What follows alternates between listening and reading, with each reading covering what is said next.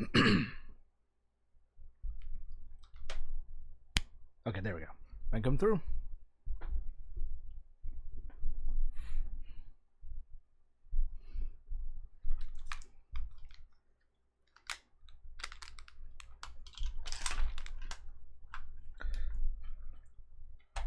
So much clutter. Okay, hang on. I'm tangled. Okay, that is my controller. That is my headphones. That is another set of headphones.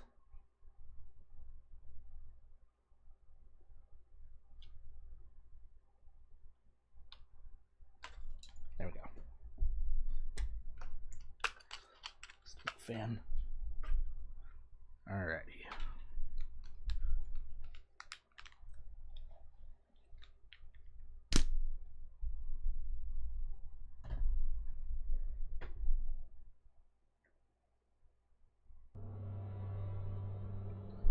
Okay. I'm coming through all right. Let's make hold on. Okay, that's on the right here. Do a quick sync before we get things started. A, B, C, 1, 2, 3.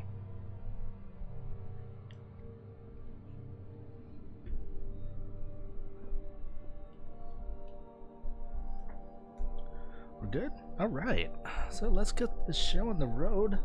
Welcome to the Impulse stream. I mentioned this on Friday that I would be doing this, but I've seen a couple of YouTubers that play Destiny do this, like Blessius, and I think Dado also did this. I don't remember. I just remember Blessius doing this, but they ran through their own tier list of exotic weapons, just the weapons, not the armor. And let me see if I can bring it up here. There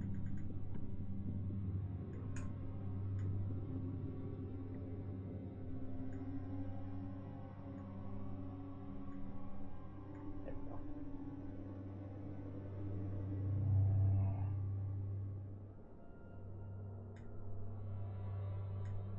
There we go. Alrighty.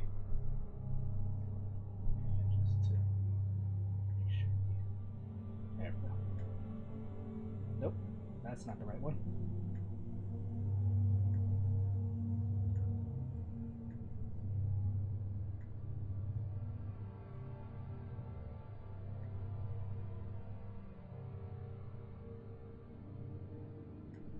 There we go. Alrighty. So hopefully I'll probably just censor that little bit out later. But yeah, I didn't really do much. I didn't make this.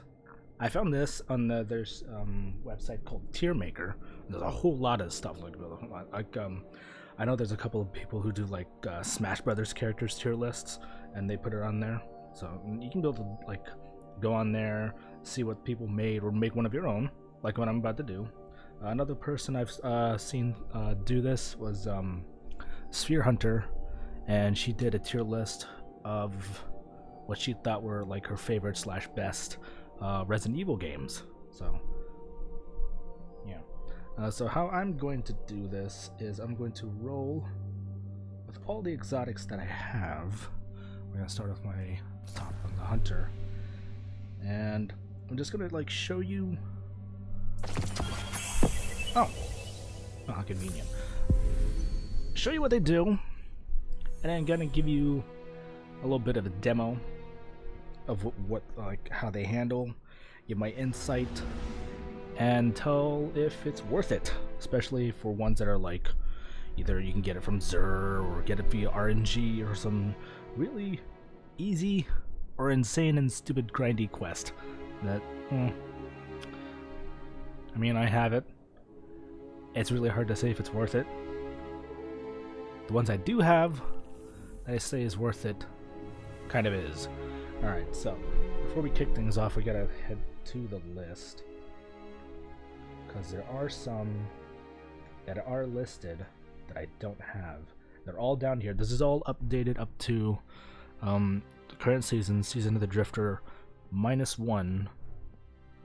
which was just released, I think, last week. And it's a pulse rifle. I'm actually in the middle of trying to get, but I haven't really, I haven't gotten to it yet. It's actually a, it's a Destiny 1 exotic that they brought back, and it's one of like it's definitely a very useful one. They call it the Outbreak Perfected, and if you played Destiny 1 Rise of Iron, you probably might have heard of it. It was a raid weapon before. That's why I never got it, but I heard it was pretty good, so. But we're going to immediately take off the ones that I don't have. Put my glass over here.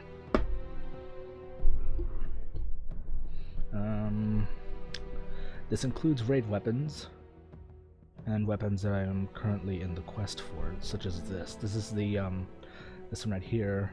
This is the 1000 Voices. This is the exotic fusion rifle that you get during the Last Wish raid. So again, I haven't touched any of the raids. This one's a grenade launcher called the Anarchy. This was from actually, hang on, let me see if I can bring it up on the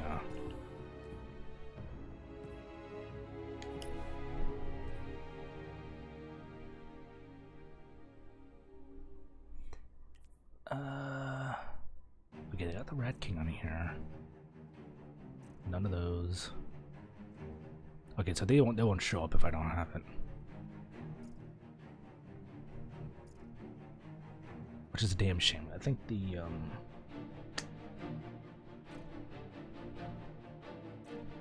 yeah, I think the 1000 Voices is a heavy, and then the Anarchy is a heavy as well. That was introduced in Black Armory. Grenade launcher, I think that's also a raid weapon.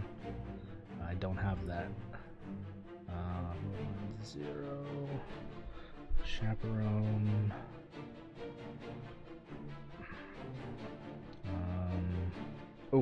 I forgot what this one's called. It's like Izanagi's something. God, the name escapes me right now. But this is a sniper rifle that was also introduced in Black Armory. I think I either need to do, I don't remember if it was a raid or a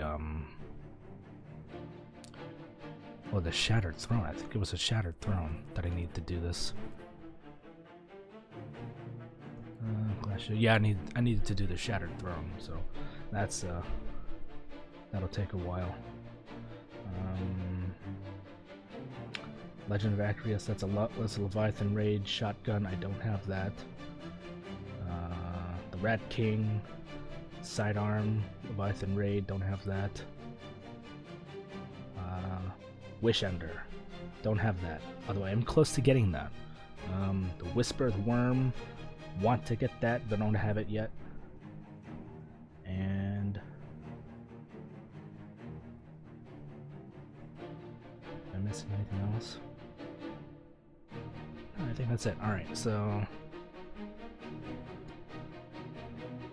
we go through the list here. And then let me see what I got on my hunter. Because the way I played it out is that my hunter has, each of my subclasses has different types of weapons. My hunter has hand cannons, scout rifles, bows, sniper rifles, and fusion rifles, with the exception of one, the Thunderlord, which all three of my guardians have. Oh yeah, and swords. And I think I'm missing one. Hang on. Let me go to the tower. I gotta make sure I got everything.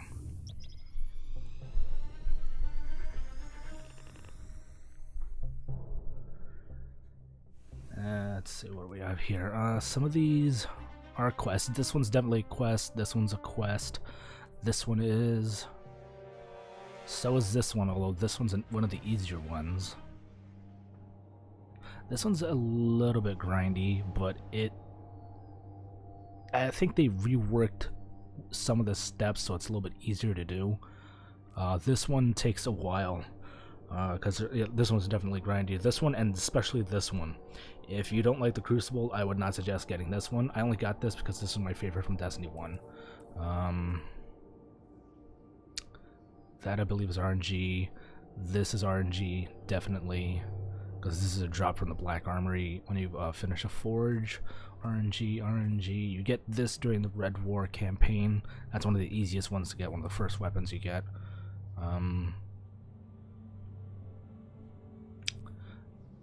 This one is definitely a quest. Well, quote-unquote quest, because you have to find certain stuff on Mars. This one's also a quest. This is RNG.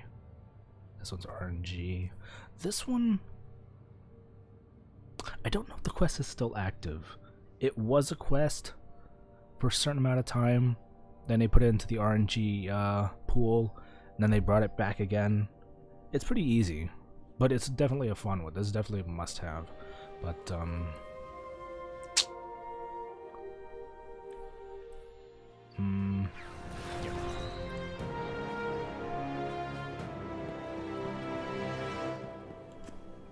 I need to make sure I'm not missing anything.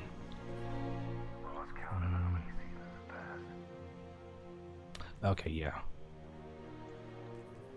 I need to get this, and I didn't even infuse that.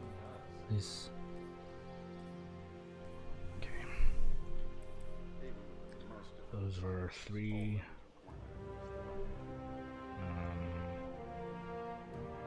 Yeah. This way, that way, that way.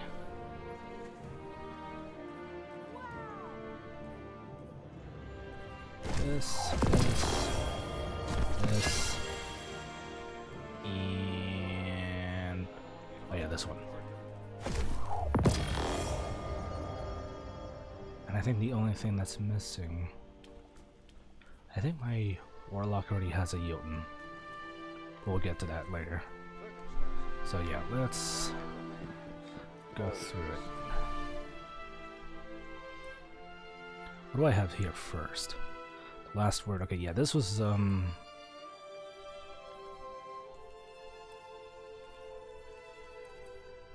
this is definitely returning from Destiny 1. We're gonna take this to.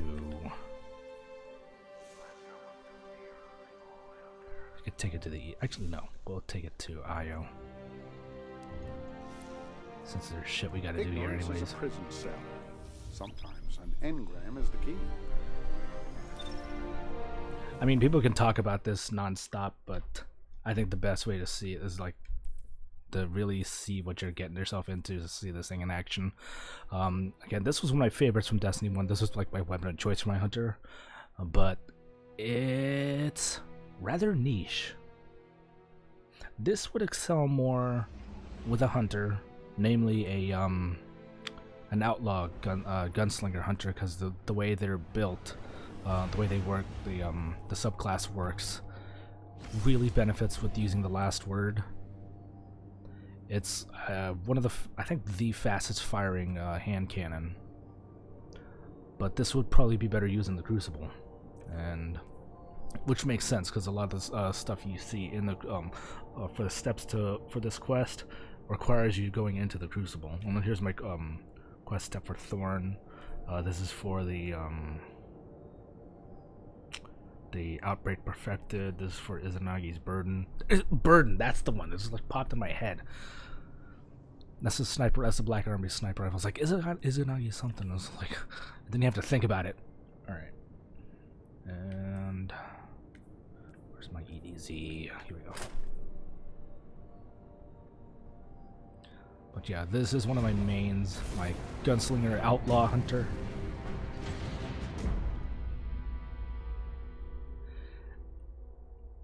And the way to really use this is just kind of, I guess, probably say give it a little bit of a outlaw, like Western panache.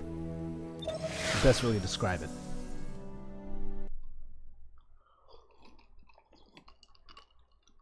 Because this was heavily influenced by like old westerns. You're firing from the hip. That's like one of the perks you that it has. It works better when you fire from the hip. You can still fire from the sights, down the sights, but it kicks like a mule when you do that. Faster reload, increased accuracy from just landing hip fire hits. You're gonna see the hip fire proc on the left side, and I don't know, just combine that with nailing headshots from the outlaw Assistant, I have a task gunslinger. for you, but I fear your fleshy body is insufficiently resilient for my purposes. Did you just say fleshy? There's a garage nearby full of armored vehicles. Procure one. Well, yeah, well, when you proc, it increases your reload no matter what you hit. If you land a precision hit, you'll reload faster. If you just land the hipfire hits, you'll reload faster.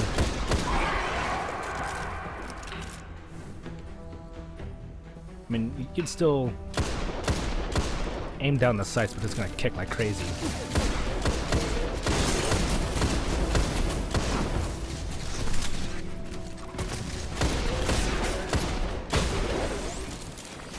And you can see how useful that would be in the Crucible.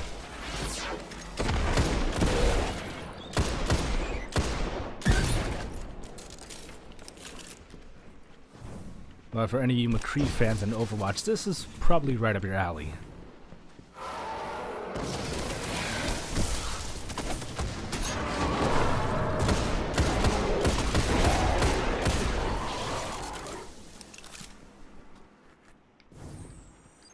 And we'll move on to the next gun.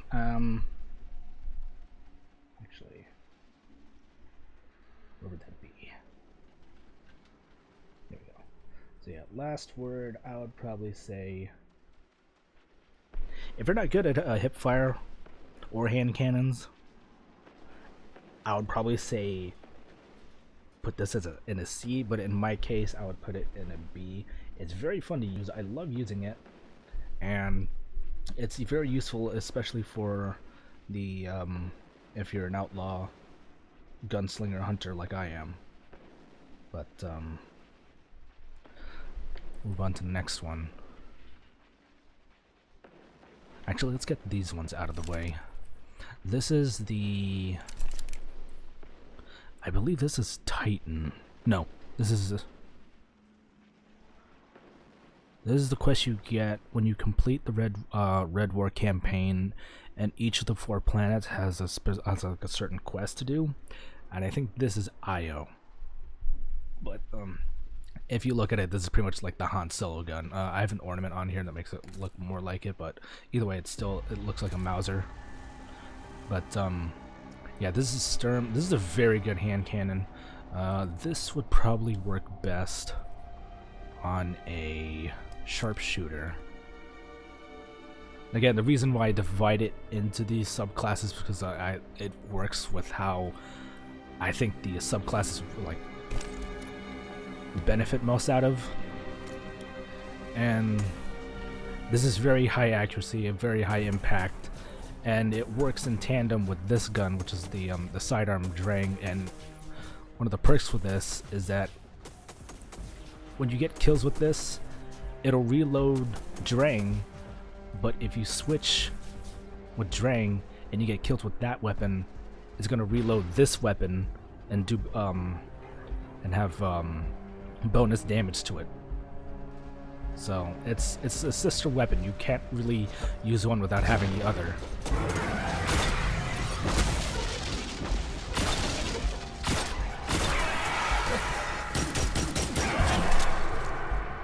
See, it says Sturm Overcharge, which means it's got more damage to that. I'm not gonna do a number crunch because I don't. I'm not that much of a nerd, but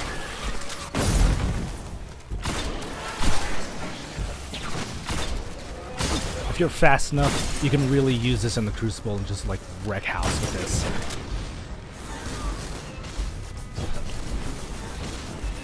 That was the worst throw ever of all time.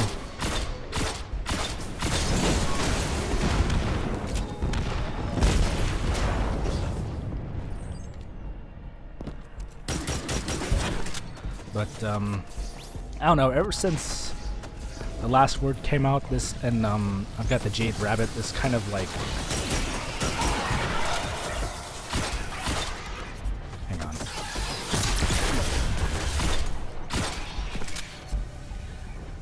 Ever since the some other weapons came out, this one kind of has been overshadowed because of the need for for the sister weapon. I mean, you could go without it, but you're losing a lot of potential out of it.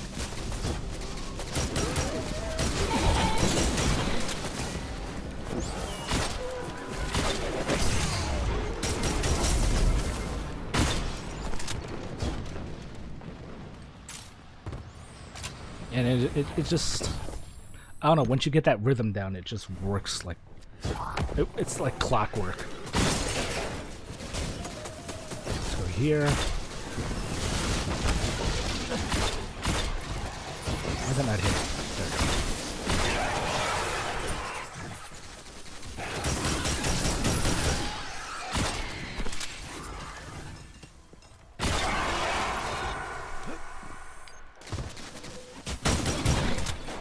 I had like 3 rounds and I just did 1 kill and fully reloaded the magazine. So,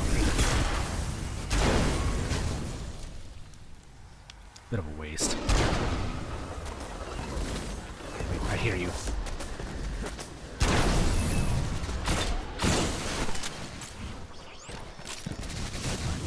I need to cover so I can switch.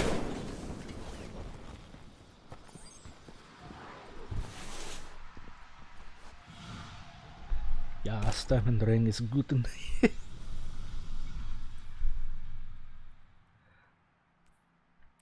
Let's see, so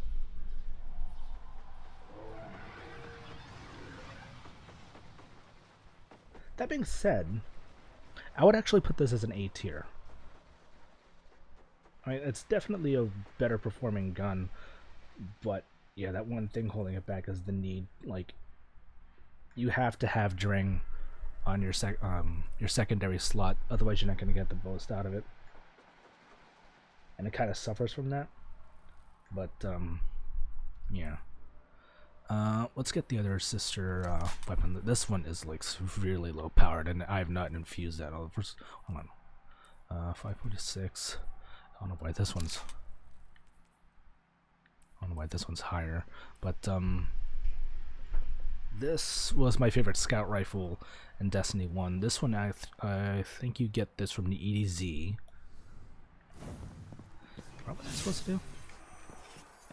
Oh. Yeah, you get this one from the EDZ. And it's probably the best performing scout rifles. Oh. Sorry about that. I switched to the Mitre multi-tool. Now that you have use of this device, do you recall the Warmind Vault? The Vex are keenly interested in its secrets. That ends now.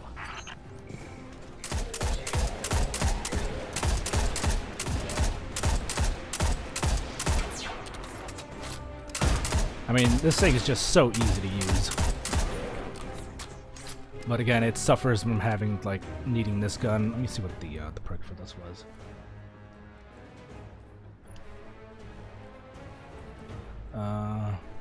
Movement speed, radar.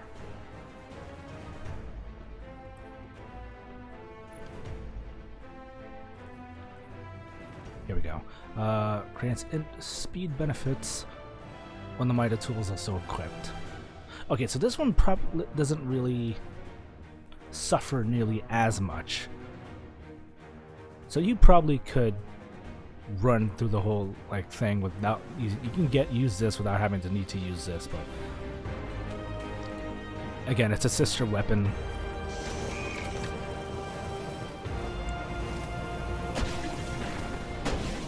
Not the hardest quest to do, and for a gun that performs that well, and it was like, I say as I'm not even using it.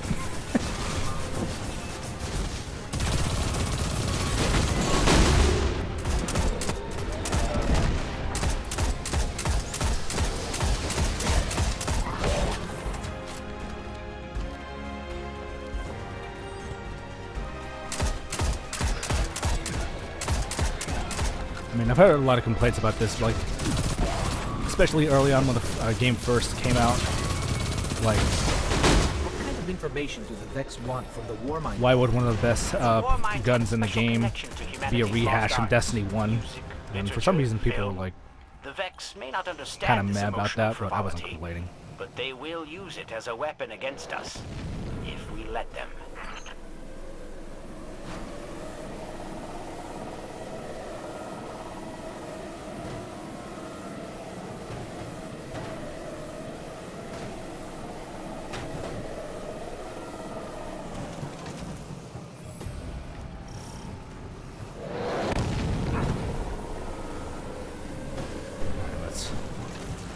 Let's tear shit up here.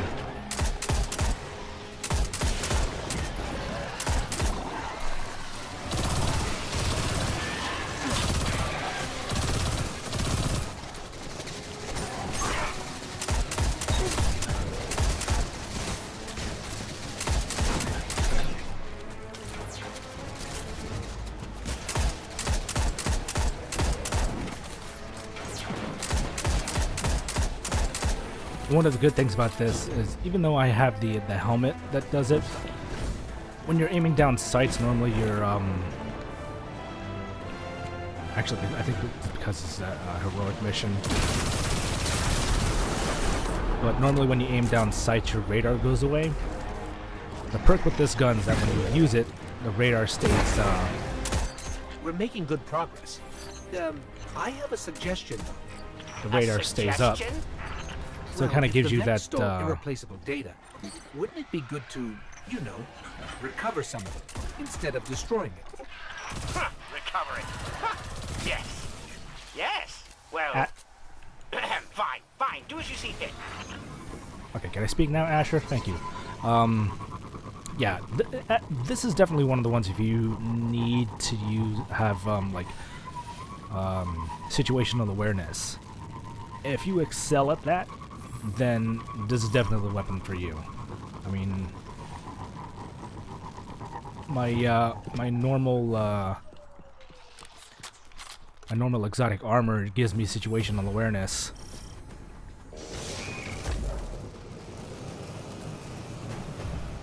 Hydras.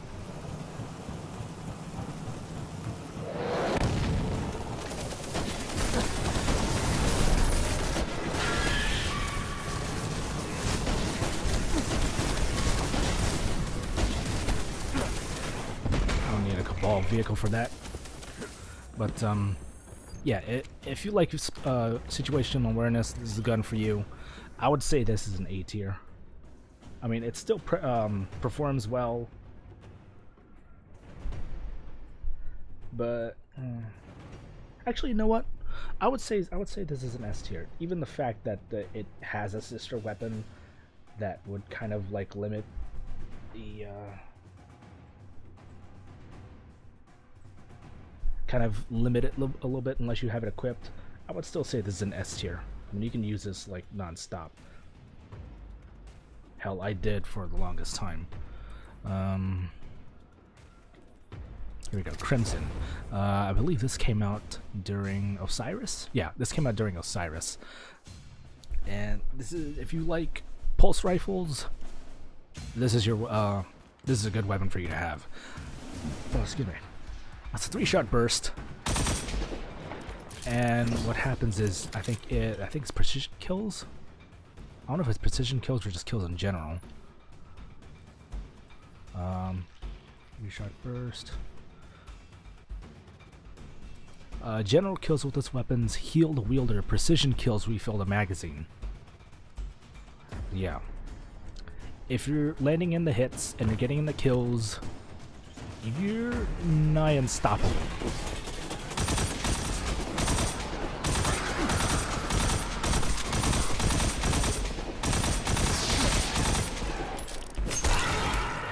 He says that they run out of ammo just before killing it. Actually, I need a ranged weapon.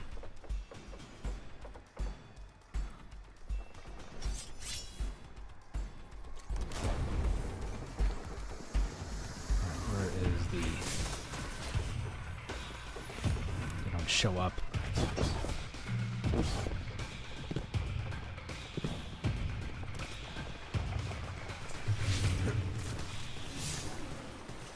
Oh, they do show up. Okay.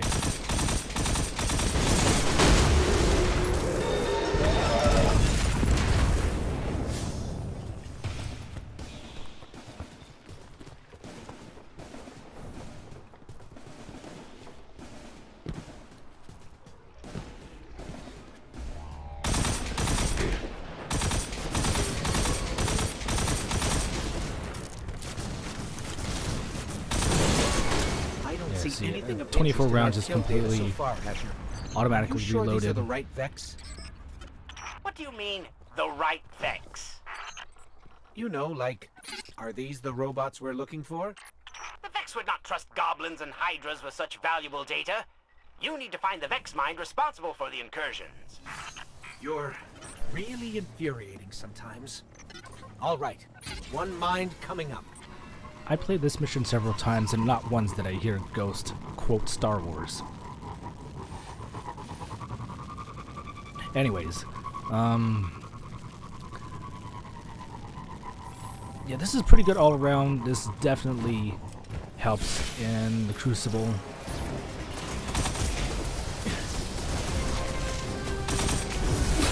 Excuse me.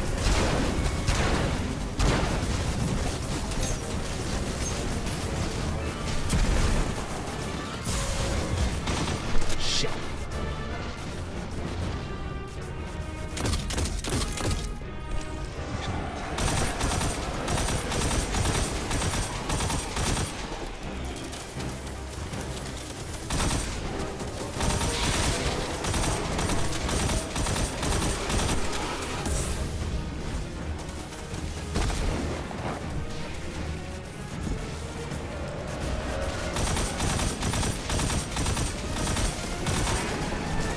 Really?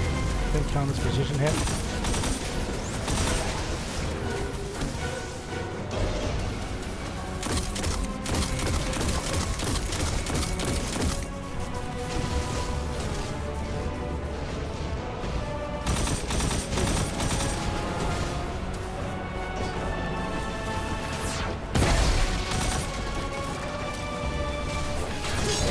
Get out of my way.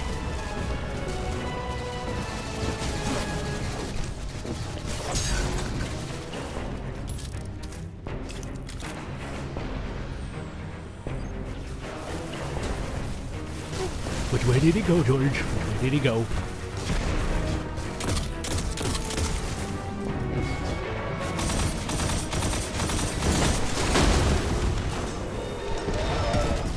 We got him, Asher. Looks like the Vex did steal files from the vault. Let's see. Some files about Mars, somebody named Anna Bray, and of course lots of data on the Warmind project. You'll have to take a look. I hope it's useful. Hope is a logical fallacy. Only data leads to concrete solutions. Okay. So. I don't think it hits hard. I think it probably does. Let me see the impact of this. Okay, it's pretty high up. It doesn't feel like it hits hard when I play against people in the Crucible, because they seem to kill me. It's just that it's a 3-shot burst that seems to kill them fast enough. But I did get this Masterwork, which increases its range. I think if you're not playing as a hunter, you can still get the most out of this. I think this is probably like best people for any kind of class. But if you don't have a perk or something that will help you reload faster, this is definitely a gun that'll help you out. As long as you're making the precision hits, you don't have to worry about reloading that much. So, I can't really think of anything wrong with this gun, to be honest. I mean, maybe if you keep missing your shots, you might run out of ammo completely, but that's really on you. Where is it? Here we go.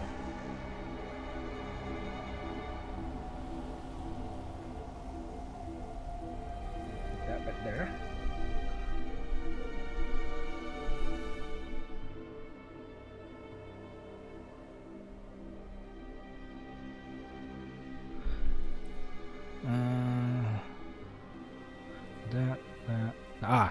Ace of Spades.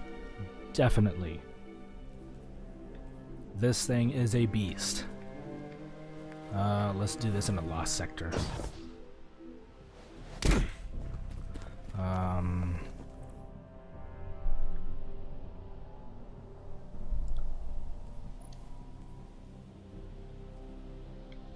Go with Outlaw for the faster reload. Yeah, if you may have noticed, this is actually Cade 6's weapon from the game. You pick this up at the end of Forsaken, and this thing's a monster. This thing is really good all around. Before in Destiny 1, I think it only had the Firefly perk, which was precision kills would make them explode. But for Destiny 2, they added this, is that after you reload, after making a kill, you get bonus, yeah, insert, let me reference here. After you when you reload after getting a kill, you get extra damage bullets and ADS, so of course it doesn't really matter for me because I got this stupid helmet. But yeah, this thing is an ad killer. This is like insanely perfect for crowd control. Again, if you can make the precision hits, this thing is a monster. Allow me to demonstrate.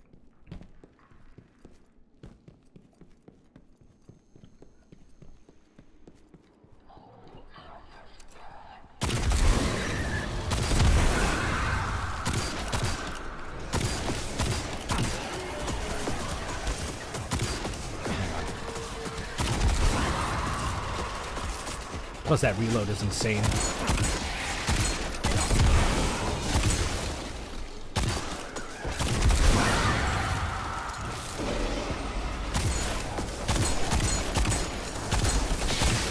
It's just one of those guns that just turns you into Michael Bay.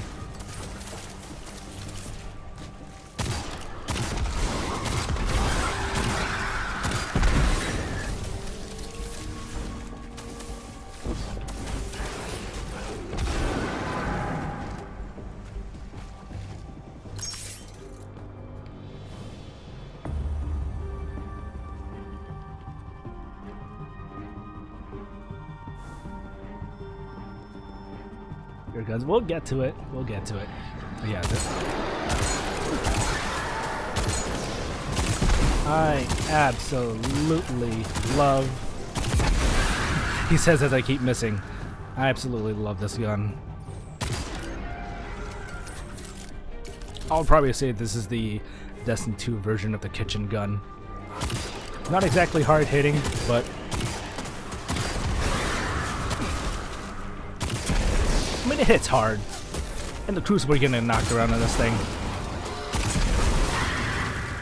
But yeah, this is definitely a PvE weapon.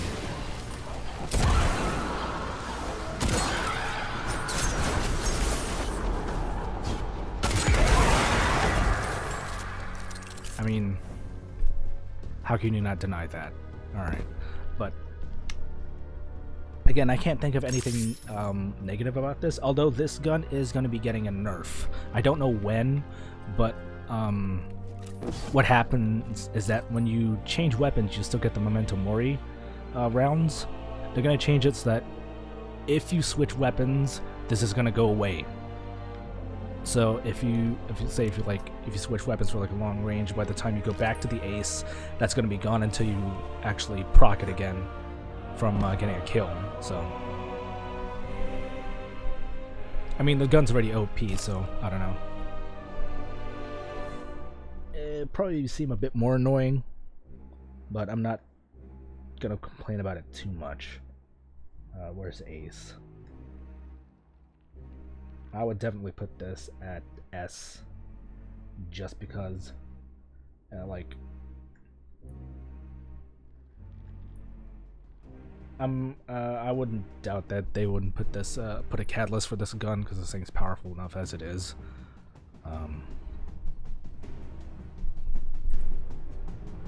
But yeah, the quest for that isn't one of the hardest. It does take a while, but it is definitely worth it, and you actually get a lot of lore coming out of this. But yeah, since we're in a lost sector with Taken, we'll pop this puppy on. And this is, yeah, we'll stick with the outlaw. This is the Malfeasance. This is a Gambit weapon. You only get this when you defeat a certain enemy in Gambit, and you get an item that starts the quest, and you just have to go through a whole lot of different stuff, especially Gambit related, and like one of the harder steps about this is going through a certain version of a strike, and it doesn't go through the whole thing, but it is a higher light level. Actually, hang on, I need to go through my which one? This one I don't think has an ornament to it, or actually, oh yeah, it does. Okay, so this was a default. Then it was this one that I had on here, and then it was this. Yeah. A bit meh. Nothing too fancy. Sturm, you see me switch around. There's just a little extra bling on that. Crimson had, I think, just it's like a white, yeah. If you played Destiny 1, this is pretty much the Red Death pulse rifle. I mean, even it has like the bayonet underneath, but yeah, like the details on it, the little like spikes here on the barrel, the Red Death was like that, and this is like Red Death and a hand cannon. But Ace, this was a pre-order ornament. This is a default, which I actually like compared to the original one in Destiny 1. It didn't have like this little like pearlescent finish on the black, which I really like. It's a nice little detail. And then I think this is probably Chicken's favorite. Salute to the Colonel. But yeah, Malfeasance is actually a nice one.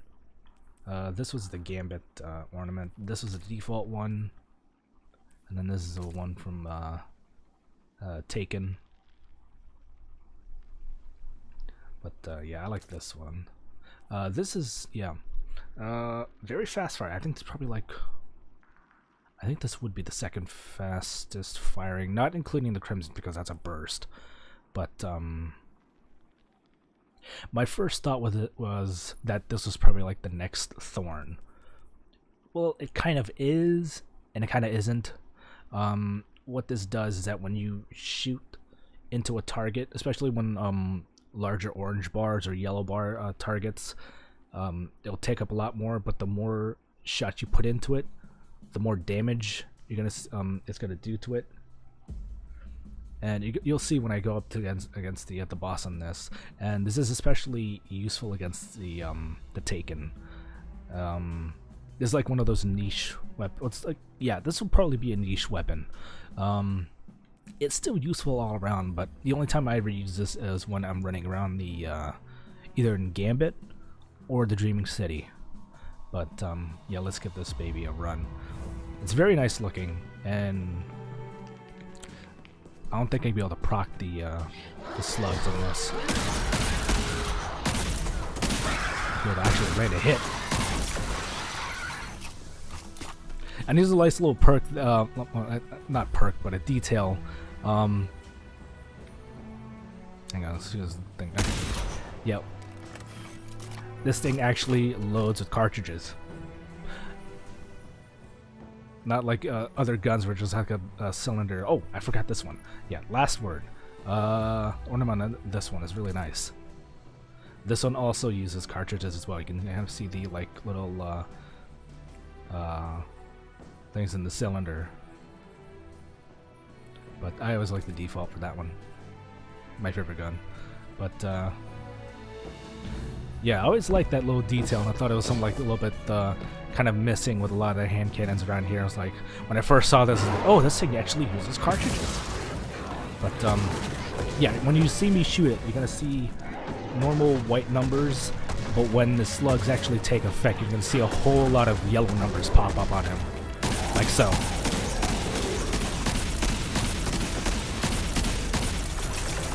So yeah, see, it just eats away at him.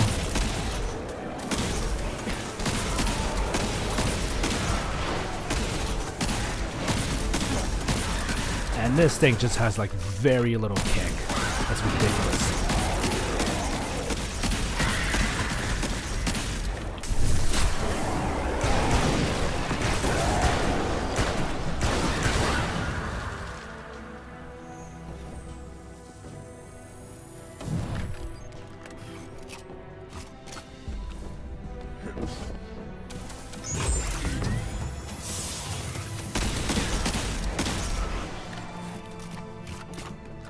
Like,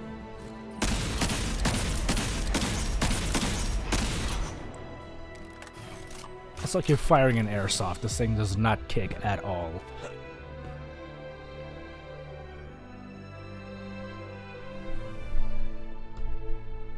But I've seen a couple people use this in the Crucible.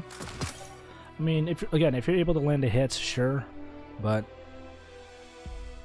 this would seem more like usefulness as a niche weapon. I don't know. The only the only negative I can get out of it is that if you're not landing the hits. So that said, again, I would probably say a niche weapon. I guess you probably could use it every day, day-to-day stuff, as long as you're like this. I wouldn't put this as a C. I think I would probably put this as, at the very least, a B. If I can find it. Where is it?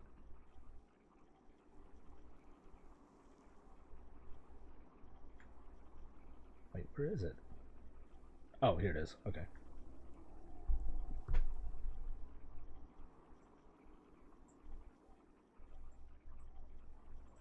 Yeah, I'll probably put this as a B.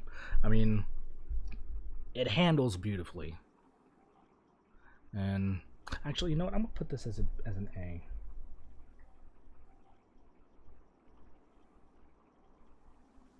The perks that it has give it an edge, and I think the only reason it would not work is if you suck at using it. So, but yeah, I hardly ever use this though. I mean, either in Gambit or when I'm running around the Dreaming City. Otherwise, I'm gonna use something else.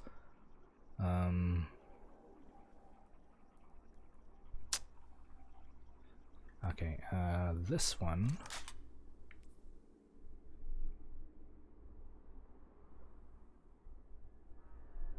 I don't know if I should use it here or the Crucible. Alright, let's go get our thing from Asher first, and then we'll go to the Crucible. If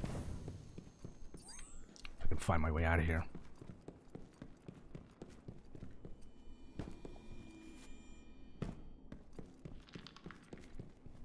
Like, I guess you could probably use this. I only ever use this weapon in the Crucible just on how good it is. It's low magazine, but when you're putting in the rounds, it wouldn't really matter. The time to kill for this is pretty short. This thing hits hard as long as you know how to use this. And the key thing to remember for this gun is to always remember to do the Mozambique drill. Body shots will you kind of have to be like John Wick when you use this gun, because the perk for this, the Fate of All Fools perk, is that when you do damage on the body, the next shot will do bonus damage. So if you do like one to the chest and then one to the head shot's going to do obviously a lot more damage. So, and I always do 2 to the body, 1 to the head when I'm in the Crucible with this, and this I just absolutely wreck with this. Complexity. Yes. So, There's simulations. actually, I am gonna run the Crucible with this. I'm gonna do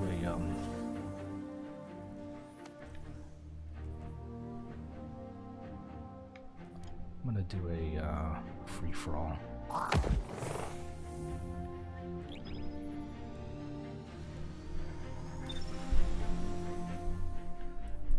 But yeah, like the trick with this is to have to use like the Mozambique drill with this gun.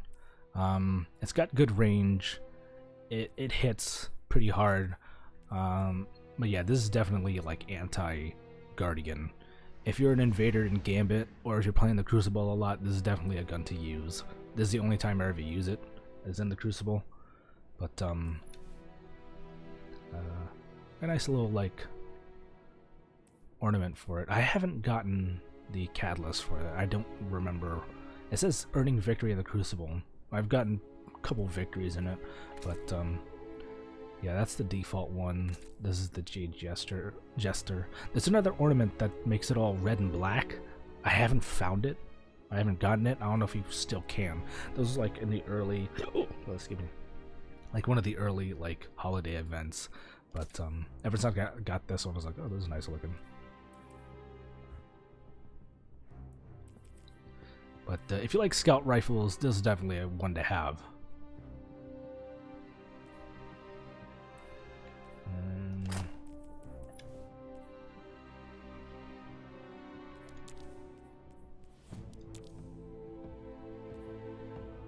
Yeah.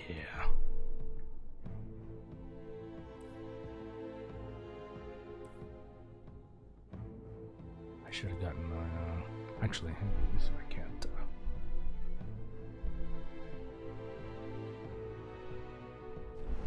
Bring up my app on this.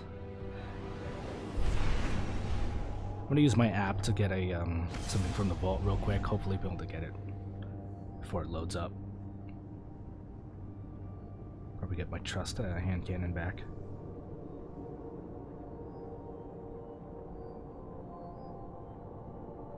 Here we go.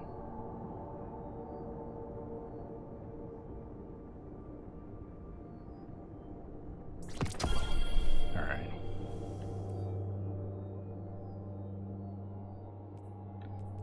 It's a handy little app.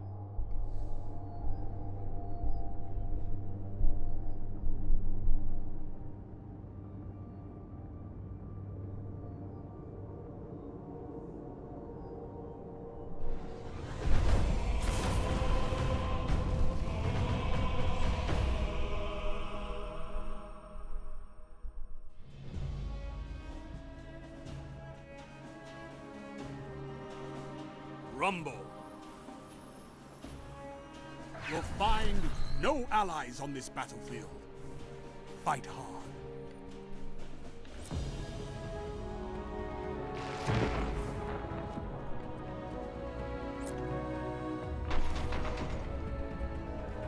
Find anybody here.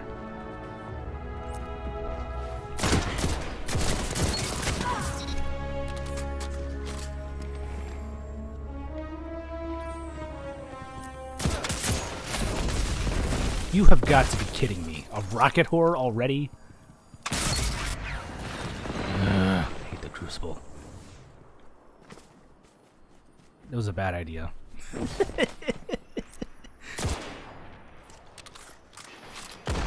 I immediately regret this decision.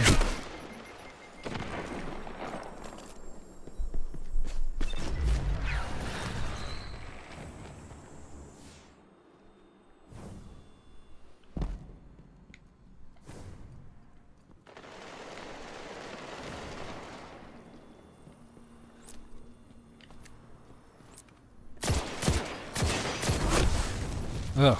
Oh, there's another annoying one, the Jotun. We'll get to that.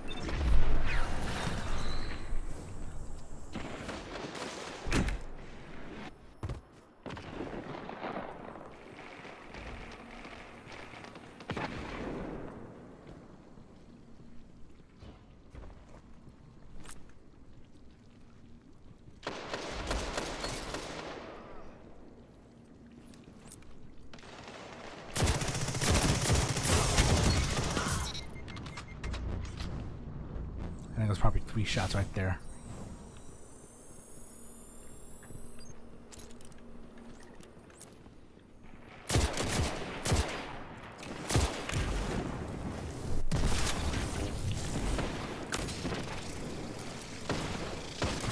Ow! You dick!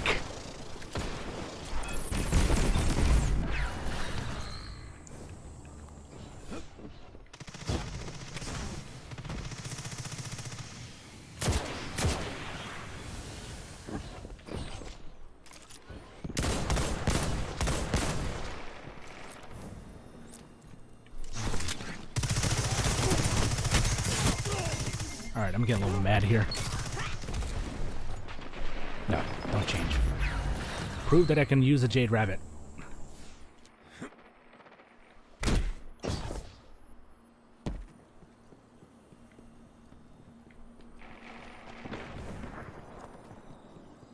Alright, somebody's using a grenade launcher.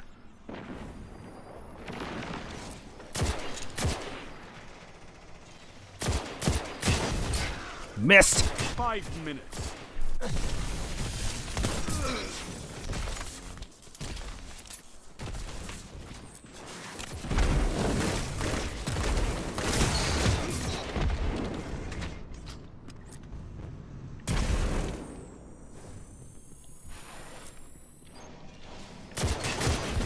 You've got to be kidding me.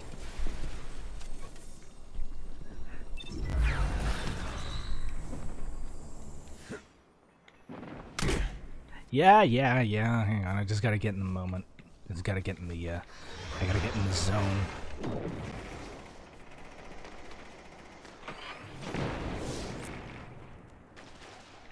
So forgive me if I suddenly go silent.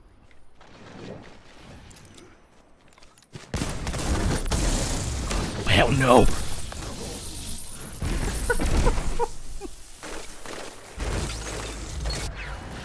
This is embarrassing.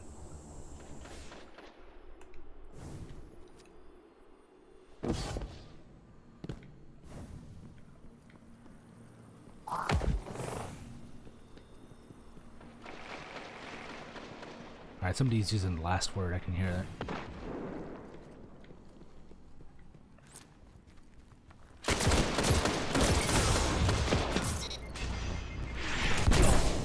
Damn it! Alright, you know what? I'm gonna switch. I'm gonna show off the last word while I'm at it.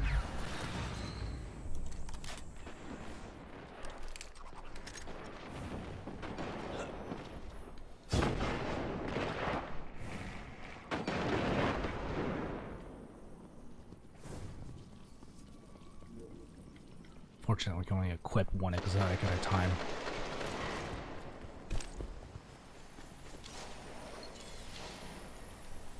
Three minutes left. Where are you?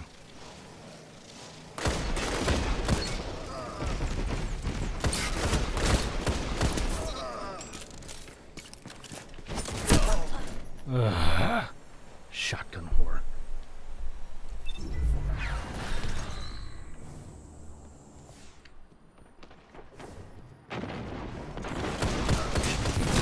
Oh, you've got to be kidding me.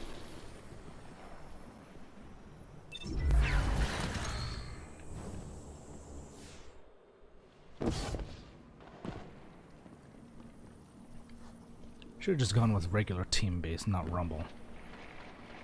I've not touched Rumble in ages. I always gone with the quick play team-based. I don't like that sound.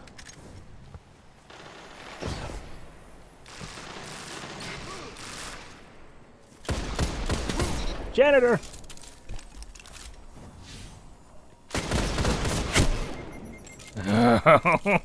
Why? Alright, I'm going back to the Jade Rabbit. I'm gonna showcase. I'm gonna do my job.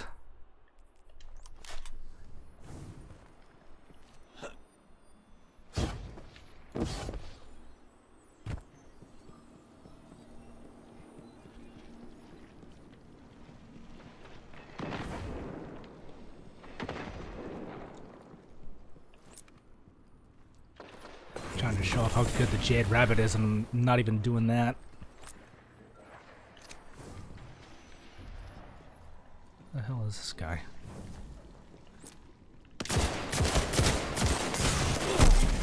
Ow! God damn it, fucking trust. Pretty sure I froze or got stuck on a wall. Only 1 minute left. Probably both. I have a very bad tendency of getting stuck on walls in this game.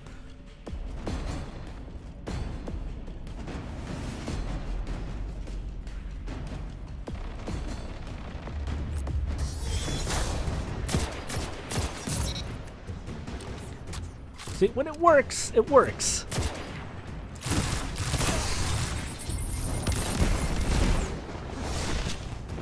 You've got 30 seconds. When people start using bitch weapons, that's when it starts. That's when it starts going downhill for you.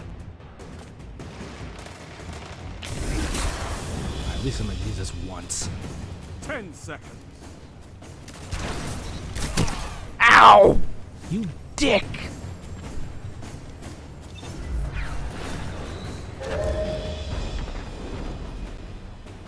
This never happens, I swear.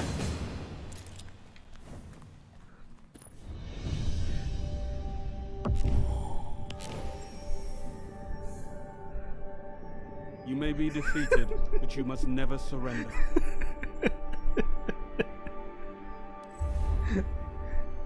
Alright, anyways, where was I? Jade Rabbit. Niche weapon, I would say. I mean, you could probably use it in...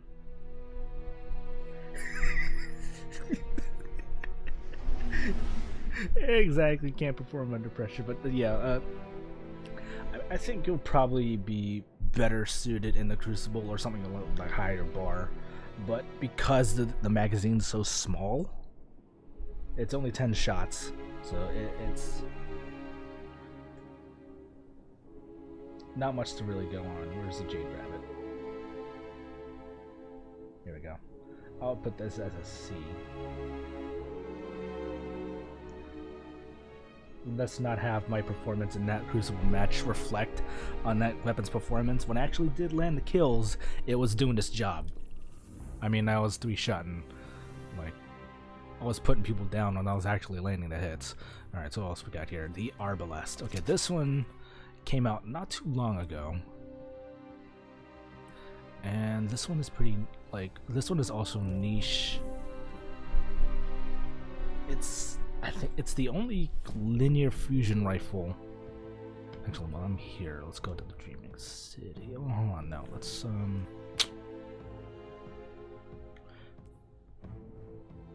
do this.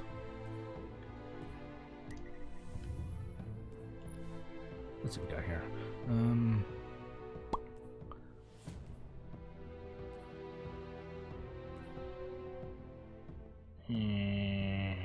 No. I'll just roam the EDZ.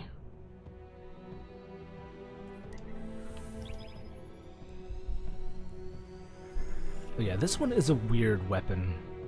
It's a linear fusion rifle, but the thing about this is that it's a shield breaker. It'll, without having to like be any kind of element, this will break shields, and whatever shield you break, the enemy affected will actually be weaker on kinetic damage against kinetic weapons. So you can kind of do like a 1-2 punch with this thing.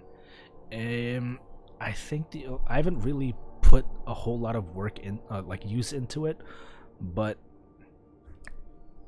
this is definitely. I think the reason they released this was so that you could get it and then use it for the Outbreak Perfected quest, especially that last mission, because there's a lot of enemies that will have shields, and this would definitely fit that bill. So chicken, when we finally get strong enough for that mission, I'm bringing this along with me. So I mean, my hunter's a shield breaker because he's got this, and as well as the Borealis sniper rifle, which is a select elemental. All right, let me find some. Let me find victims.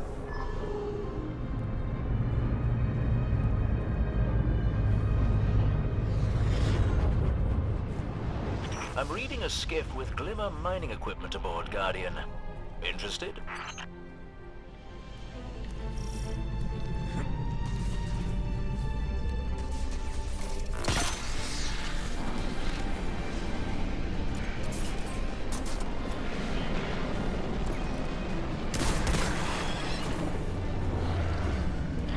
We'll teach them not to dig around here. I have full confidence in you. Still in Crucible mode.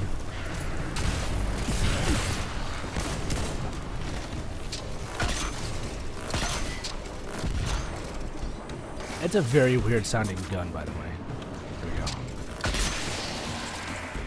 Yeah, that dude did that last. Normally it'll take more hits, but that dude just went down on one. Do they still think they can outrun us? Oh, shit. I am so sorry for that. I need to pay attention.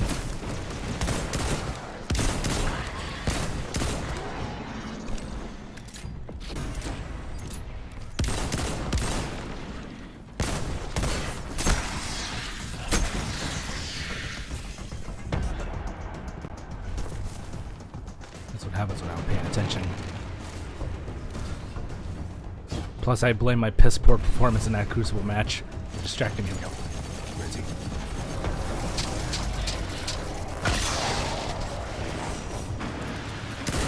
Yeah.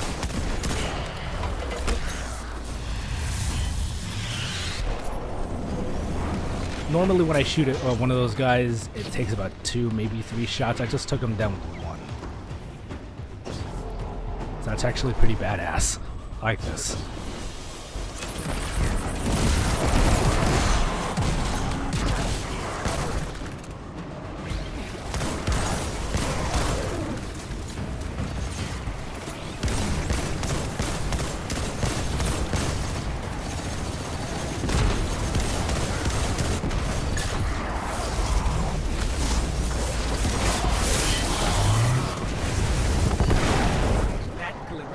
Names all over it.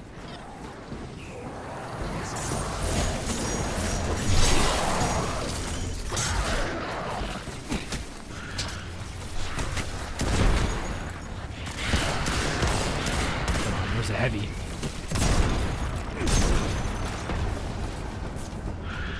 Give me someone to shoot. Not them. Give me a big one.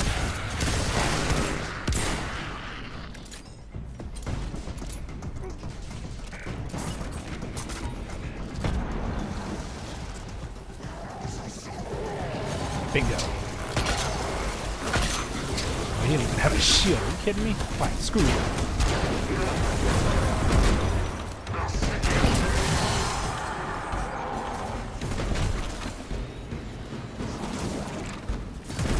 Didn't even have a shield.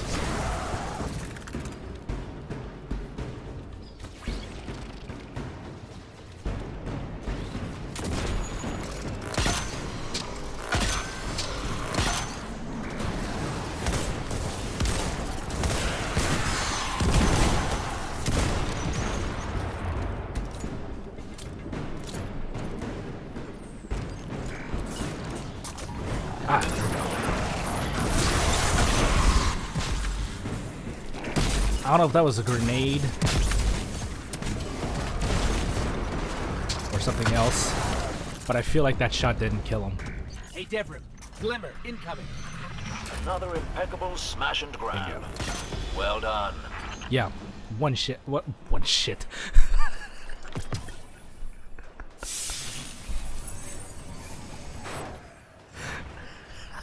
One shit. God, what's wrong with me? One hit kill.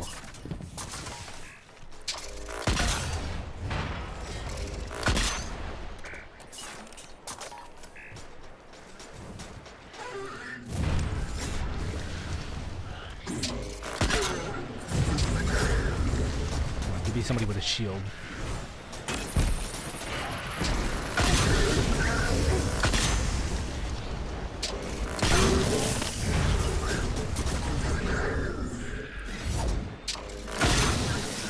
Probably shouldn't be wasting those.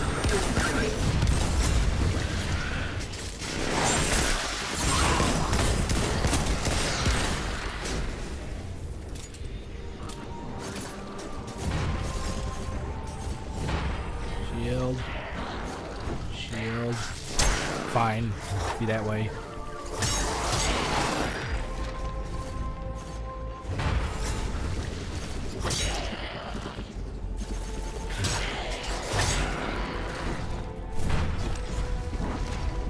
Why is it when I always want to try and find... Here we go. High value target. That's bound to be somebody with a shield. Oh boy.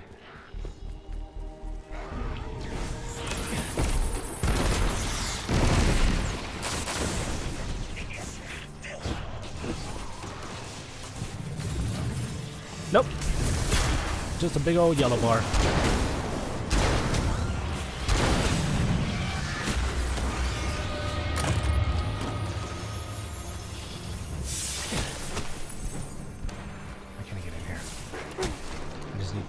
Okay, so Arbalest.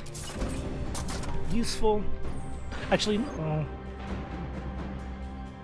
Yeah, you know what? I'm gonna take this to the to that mission just to show it off, along with the Borealis.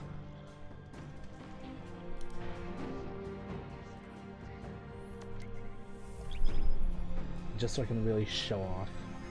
I should have done this sooner, but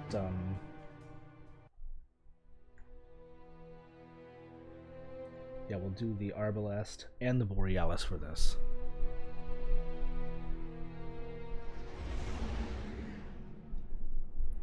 Let's see, what else do I have?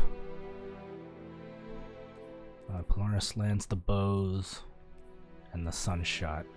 I have a shitload to go through. God.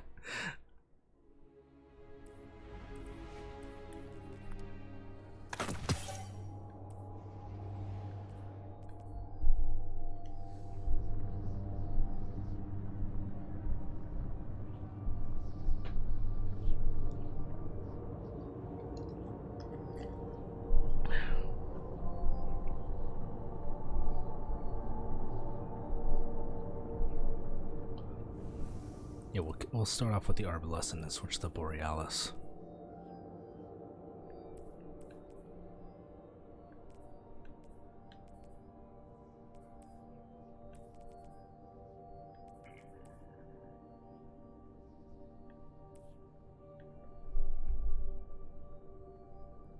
Hopefully it won't take forever.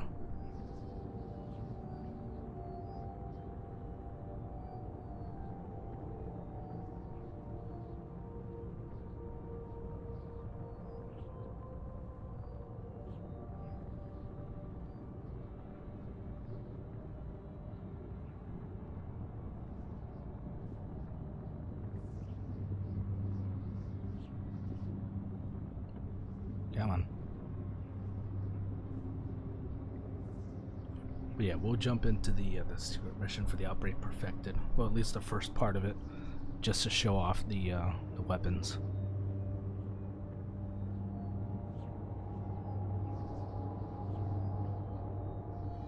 There we go.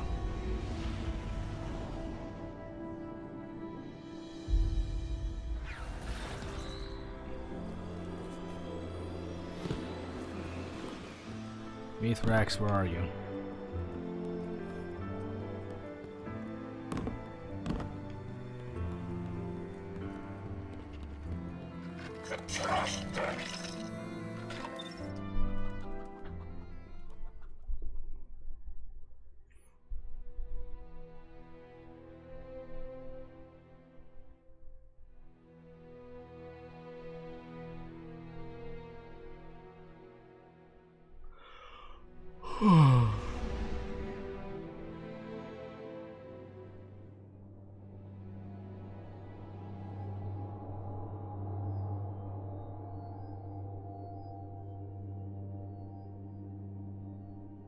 Look, I'm not gonna try and complete it. I'm just gonna go to the first part. We'll try to, because this is actually a high level mission. Actually, while we're talking about high power level, once come this Tuesday when Season of Opulence starts, there's gonna be new power surge bounties that'll bring you up to 690 now.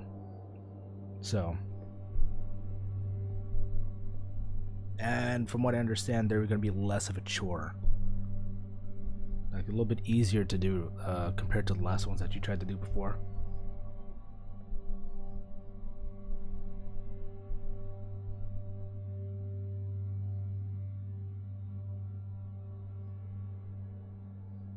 Alright, here we go.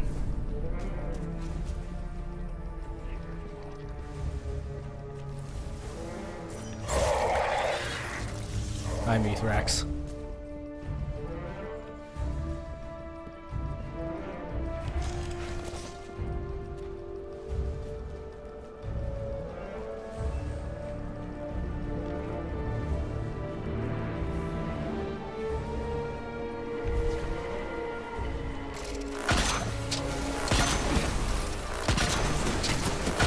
I'm just laying it down.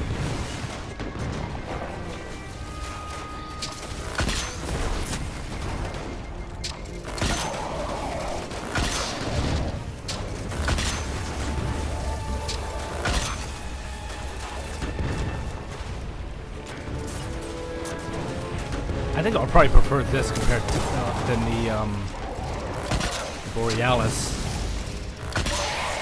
Because with the Borealis, you just have to be conscious about what shield you're up against. This one, you just fire away.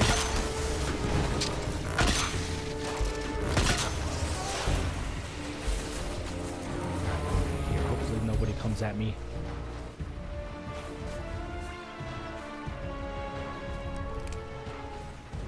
That's just the Borealis. I don't think I have any ammo for that.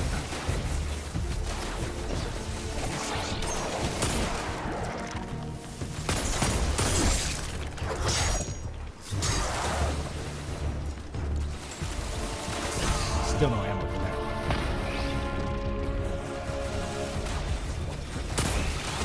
Purple, purple. Those are all purples. Ow!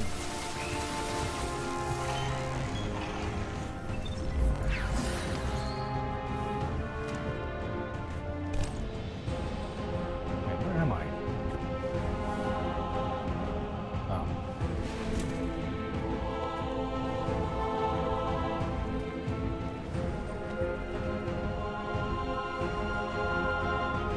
Alright, this time I actually have ammo.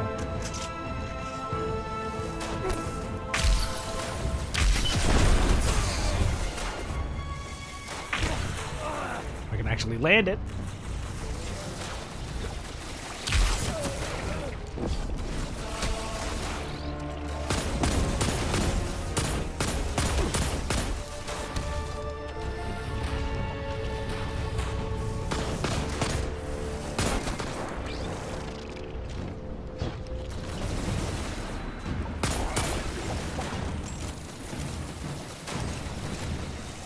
Yeah, you can kind of see why the Arbalest would be better suited for this. I mean, all I gotta... Wait, no, that's not the one. This one. Of course, I'd be out of ammo. Leroy!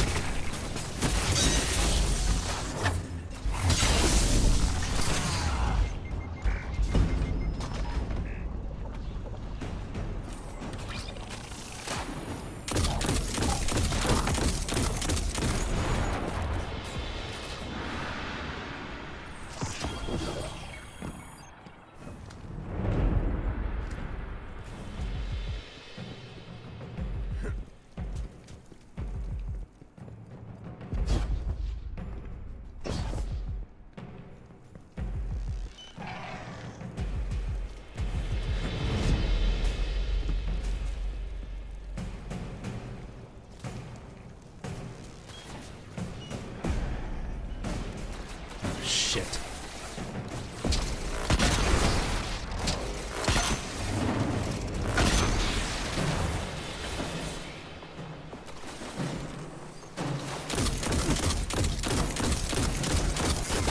Ow. But yeah, you saw those, when I was using the sniper rifle, I was having such a hard time landing the hits. And with this, all I gotta do is just fire into them, and they'll even go down with one hit.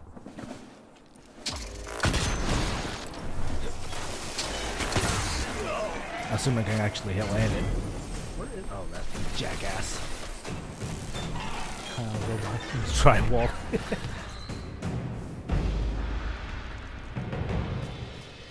Yep, I'm just cannon fodder.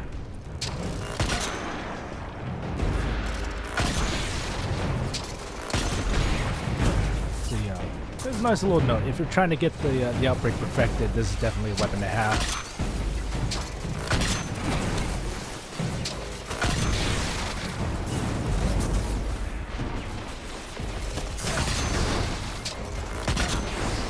This is just making quick and easy work of those shanks.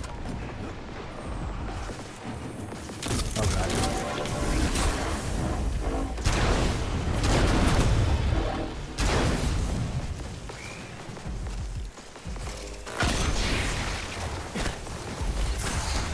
There's this asshole.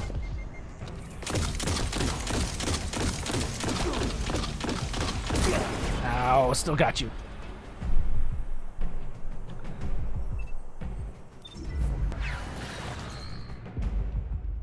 This one's called the Arbalest. This was the this came out during the Revelry event. You were able to get this during doing all of those like Revelry quests, but I think they put this into the RNG pool now. But yeah, this is like the only time I've ever really used it, and this thing is really handy. I think this might replace my Borealis as a shield breaker, because this was a good sniper rifle. But the only reason I ever used this was because if I needed to take care of something that had a shield. But because now that I have this, I feel like this thing's just kind of like gone out of use now. It's kind of replaced it. I don't care if the timer goes out. So I think I would probably put Arbalest as a niche, as a C. I'll put Borealis as a niche as well.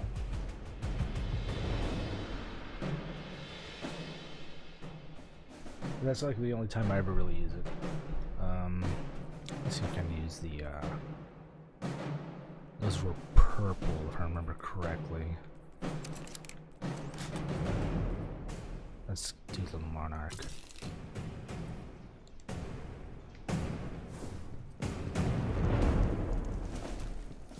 Pop out this baby. This is the exotic bow that you get from as a random drop from completing forged weapons in the Black Armory. Of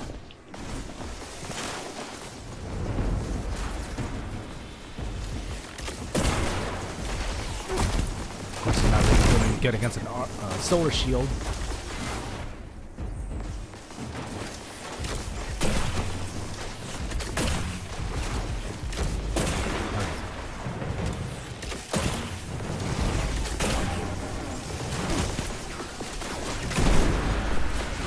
The thing with this is like shooting poison arrows.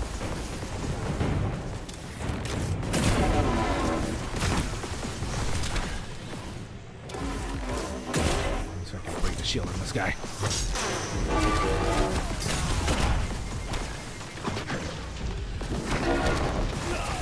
And you saw that like burst of energy.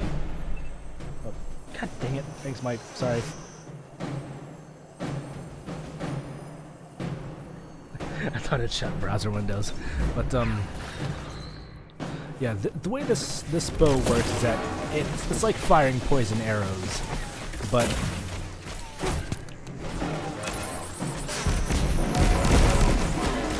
I think when you land a critical hit, it does like that burst, and what that does is What that does is that anything caught in that burst will also be affected by the energy. And I don't know if it's yeah, it's pretty much like poison damage. Of course, it's not exactly a good example here. You know what? I'm just gonna go. You were cool and all, but I'm gonna go. Bye. Actually, while I do that, I'm gonna switch to my. Where's my? Here we go. Oathkeeper. Like the only reason I use the bows on my hunter is because of this exotic piece of armor, and like you can just hold down the bow or as long as you want. Otherwise, without it, normally bows would just like snap if you hold on too long. And it's only a thing that hunters get. Warlocks and Titans can't get this. Sorry. But, hang on. Yeah, I think it even says poison. Yeah, okay. Precision hits with the poison arrows spread poison to nearby enemies. So this does pretty much like tick damage. So this is good against ads. If you fire this on a big target that's surrounded by ads, this will definitely clear them out. Same with this one, the Trinity Ghoul. This came out first. This is definitely RNG all around. This one is RNG only through completing Black Armory forges. But this one, I think with I think it's precision hits. Does the precision kills grant the next shot to chain lightning. So as long as you're getting the headshots, you're putting in the work. You're doing the damage. If we can do this.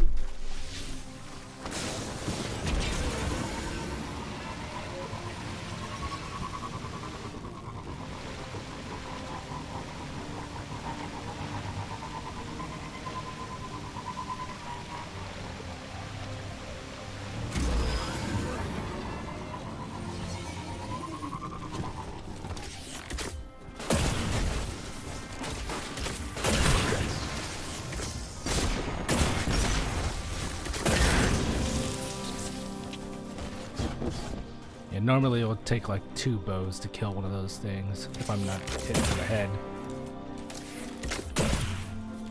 But they're just fading off into nothingness. Just from a body shot. We'll switch to the Trinity Ghoul.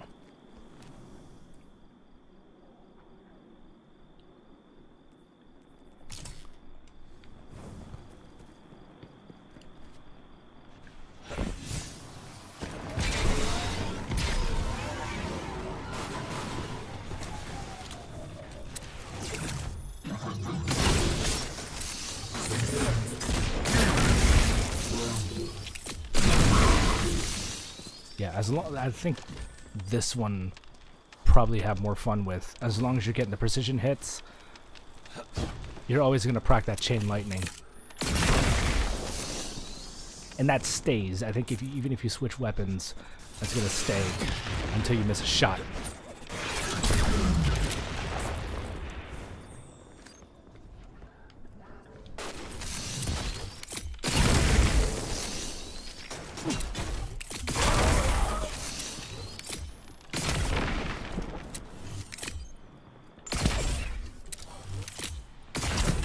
The reason vertical shrinks like that is when you're firing normally, it's three arrows.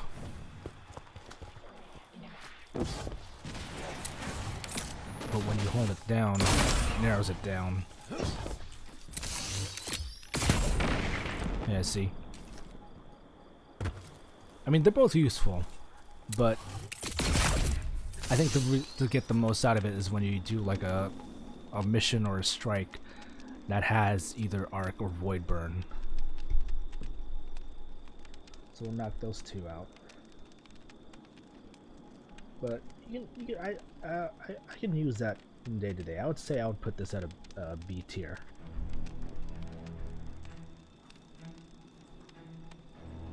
In order to put the freaking browser on. Where's the other one? So let's check this. Yeah, we got the Trinity Ghoul and the Monarch. The 2 exotic bows. The other one was the Wish Ender, which I haven't gotten yet. While we're here, we'll go ahead and make use out of this one.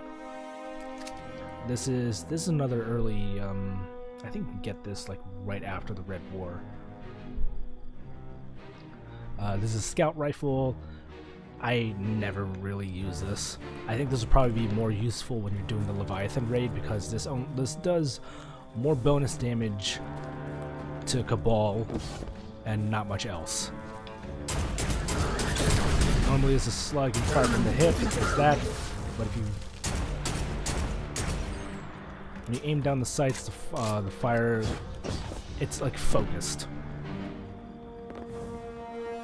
But yeah, like the only perk with this is that it does bonus damage to Cabal, which I think is like the only reason you would ever use this is when you're going through Leviathan. I mean, it handles good, but when you have like the Mida multi-tool, it just kind of like overshadows it. So that was kind of a quick breeze through for that one. Where is that? Here we go. put that as a C.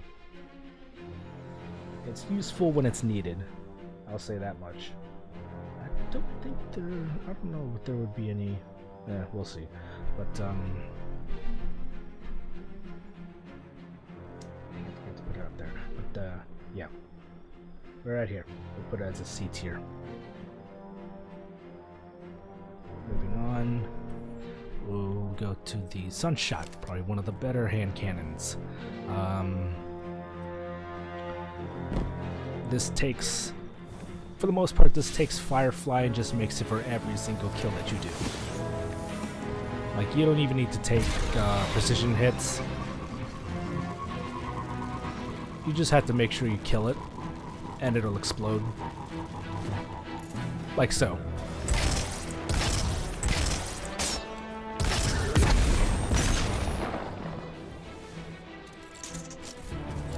So yeah, I guess this will probably be Ace of Spades with training wheels.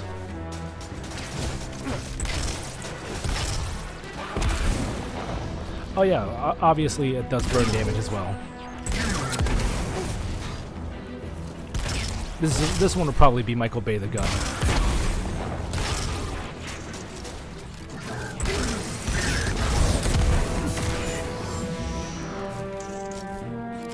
Call this thing the strawberry gun because of the cylinder magazine, I guess. But oh yeah, but this is definitely useful. It's very easy to get. I think this is one of the ones you pick from Asher while you're on IO, along with the Graviton Lance and I think the Risk Runner. Yeah, there's nothing wrong with it.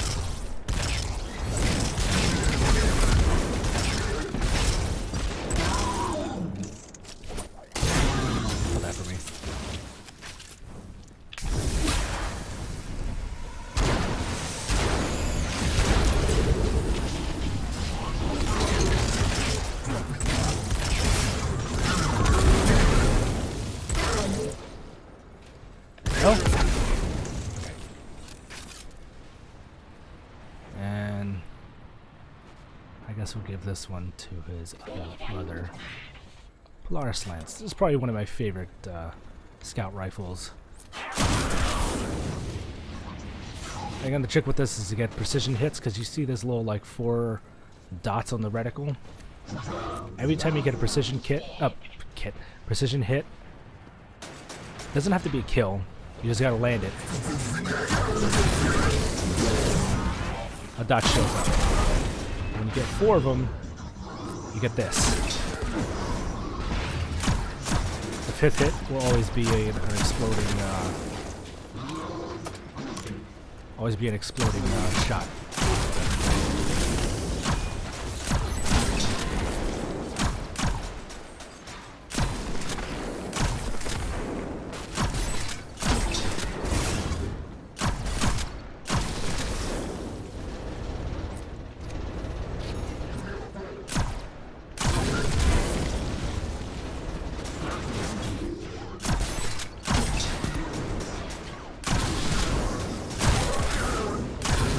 Also, I got this thing Masterwork, so all precision kills explode.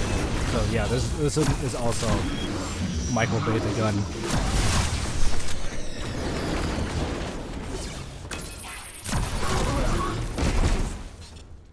But when you put this against the boss, this thing is just gonna keep putting in the damage, keep putting in. I mean, as long as you're getting that precision hits.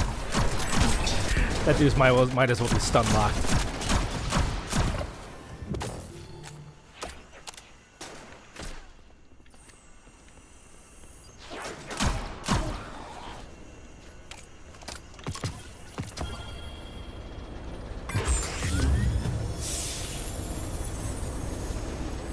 I mean, you can easily stagger bosses with that 5th shot, and you can just keep, as long as you keep getting that precision hit, you'll just keep getting that 5th shot. And it's just gonna keep exploding in their face.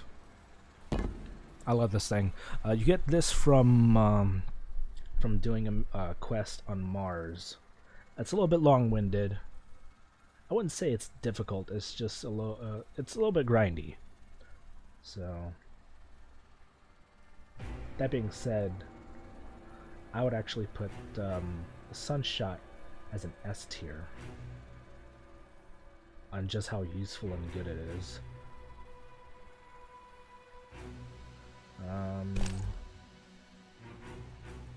Graviton Lance, Polaris Lance.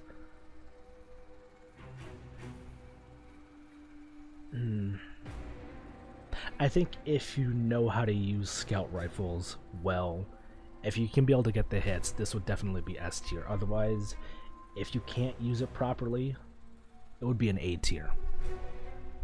If you don't like using scout rifles, I wouldn't recommend it. But yeah. Again, this is basically based on my performances, my skill with it. I wouldn't necessarily use this on the Crucible. This is definitely a PvE weapon. Alright, moving on finally to the heavies. And we'll kick it off with the... I'll leave this for the Titan. We'll do the swords. This is also another weapon that you get from Mars, doing kind of another long-winded quest. Actually, that's not... Well, yeah, it will be long-winded. This is actually like a quote-unquote mystery quest, because you don't really get a steps on how to do it. But I call this the Leroy Jenkins sword, because the special perk for this is that when you do a sprint, you proc what's called the temporal sprint, or the Tesseract. And when you do that, I'm gonna turn off the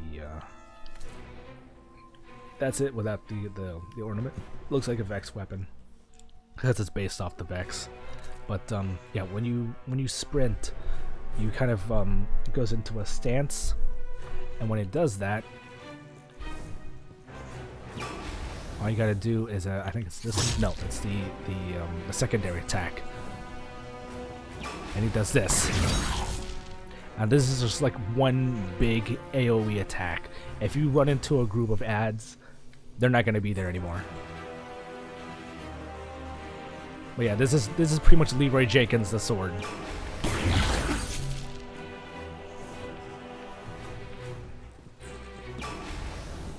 me see if I can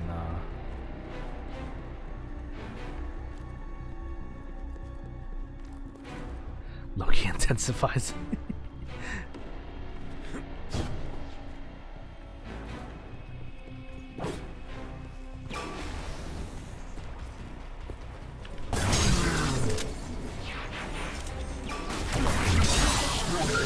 Yeah, see, even he got hit by that, so.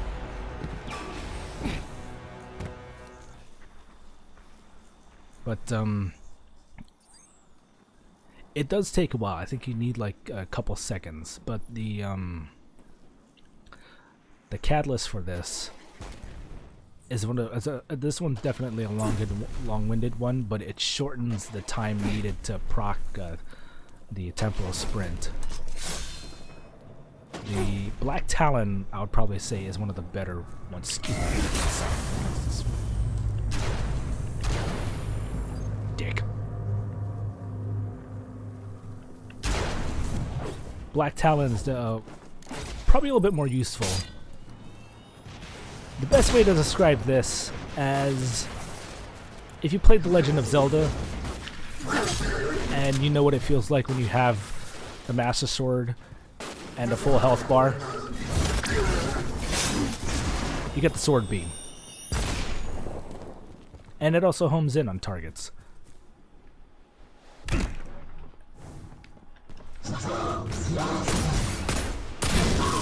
there a... Yes, there is. Okay, good.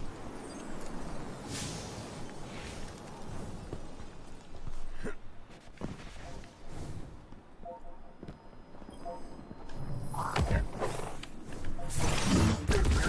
Yeah, it homes in. It does a lot of damage, but this is a secondary attack, so it does use up a bit more ammo. And if you're in the air, I think you'd be able to fire 2 at a time with this. In the air once, yeah. You can do a double hit with on the ground.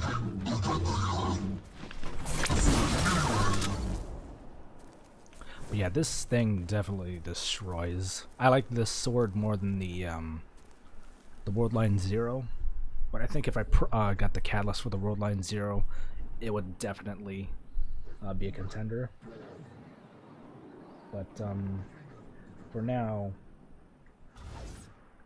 I would say. Hang on, I need to get out of the way. Ether servitor en route to reinforce the line. I trust your expertise. I'm getting shot at. Hang on. I just gotta get clear. Okay. No, it's fine. But if I got the catalyst or the World Line Zero, it would probably be a little bit better. But I would put this as.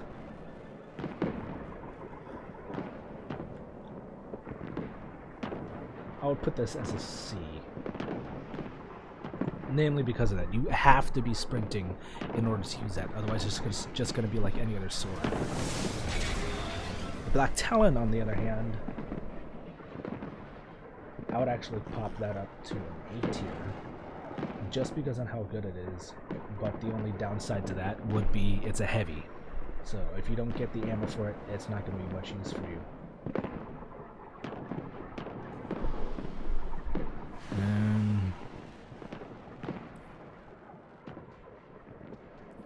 Let's see what else we got here. Here we go. Go with the Sleeper Simulant. This is a linear fusion rifle. It's kind of like the Arbalest. This was my one of my favorite weapons in Destiny 1 as well. This is the first of its kind when came out in Destiny 1. And basically what this is just a giant laser. Not just any giant laser, a giant laser that can ricochet and split into different beams, like so.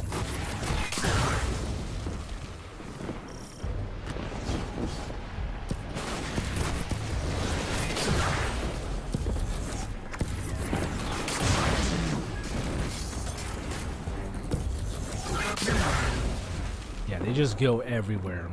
You put that in enclosed space, not much is going to survive. This is definitely one of those like boss killer weapons. Let's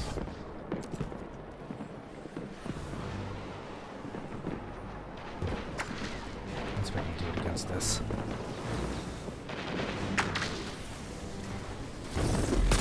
Fallen are at it again. Do me a solid and turn around and look at me.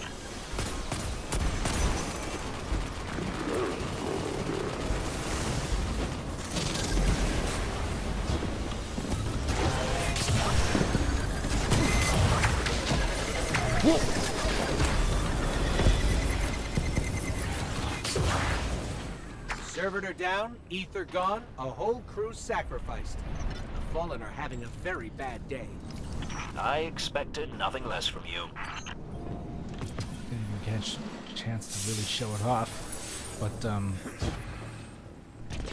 be honest, I hardly ever use this unless I was actually going up against something that really didn't really like. If I didn't have something like the Golden Gun, I would be using this. So say if I had my Arc Strider or my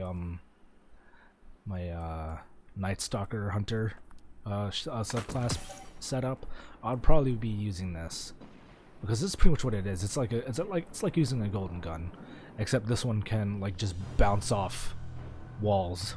Again, if you put this in a hallway, this thing's just gonna destroy whatever's inside it. This one is a nice little weapon. I use this in Gambit.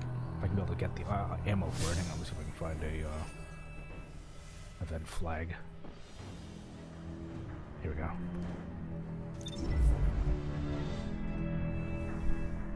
This was also from Destiny 1. This thing is an assassin. I like using this. This has two sights. One's long range, the other one's close up. I tend to use the combat sights when I'm playing in like Gambit.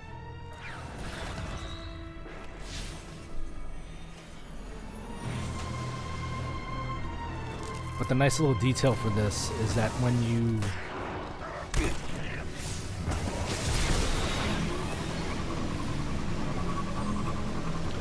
use it and you actually hit something, if they don't die, they're going to be blinded by it. Like so. You see, he's staggered. He cannot see me, so I can just... In fact, I can land the hits.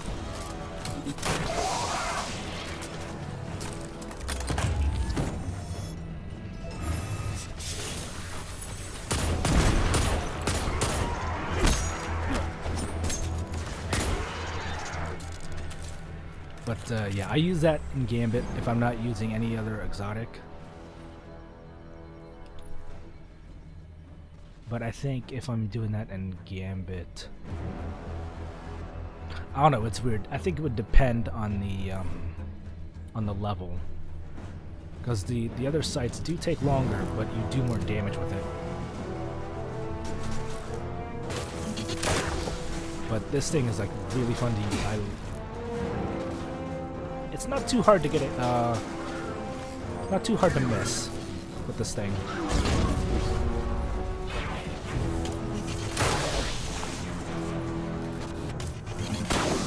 The charge time isn't even that long, not like the sleeper simulant. So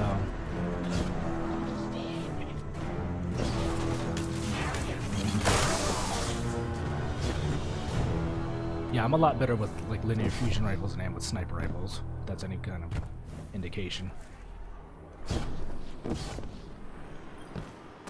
Finding more victims.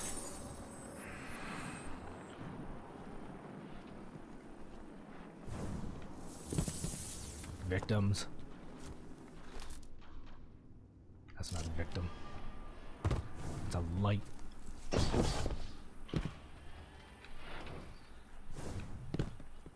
Alright, whatever. But, and then we'll finish it with the Darcy. This is a good sniper rifle. I like using this.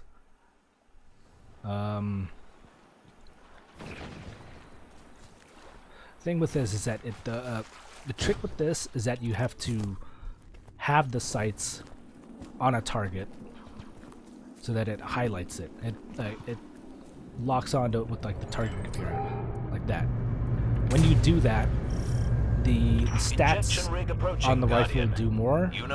They go up. I think it's like stability and handling. Hang on.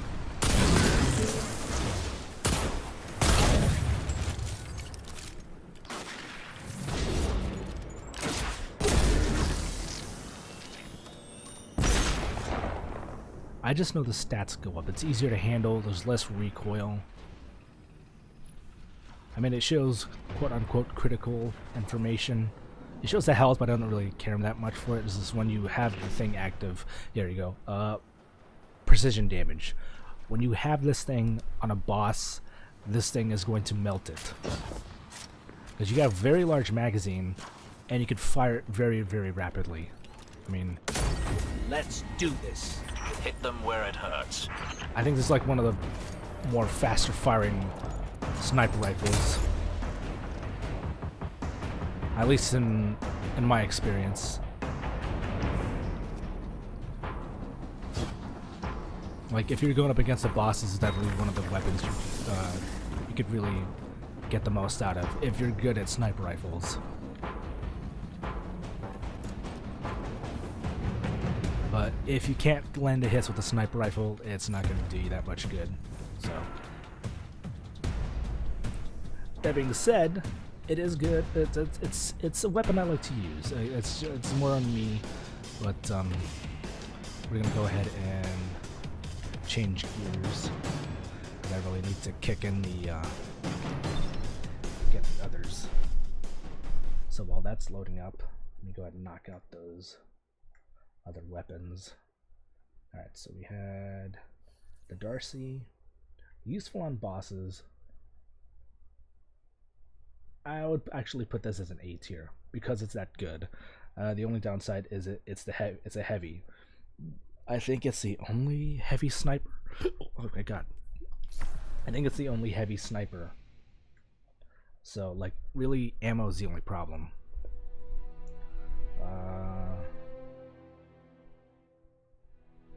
Queenbreaker, definitely. I would put that as...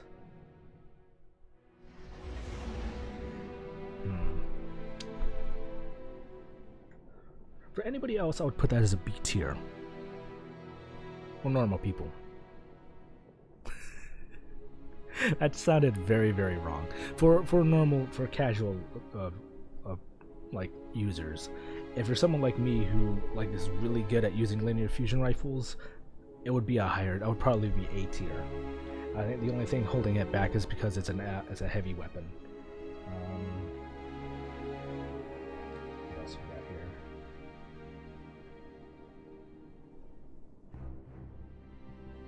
Oh, Super Simulator. This would also be...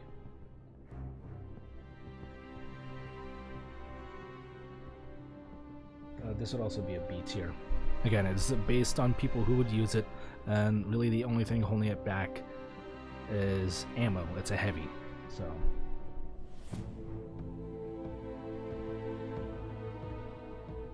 Now that we switch to my Warlock, I'm pretty sure I got all the weapons, so we can just jump right into that.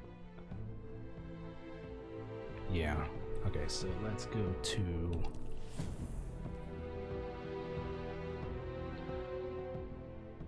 Let's go someplace else. We'll go to Nessus, because I really need to get some data lattice.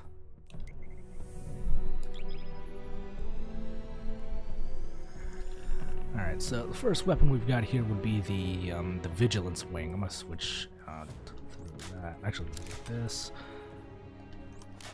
And this is a pretty beast pulse rifle. It's 5 shots. This would probably do better.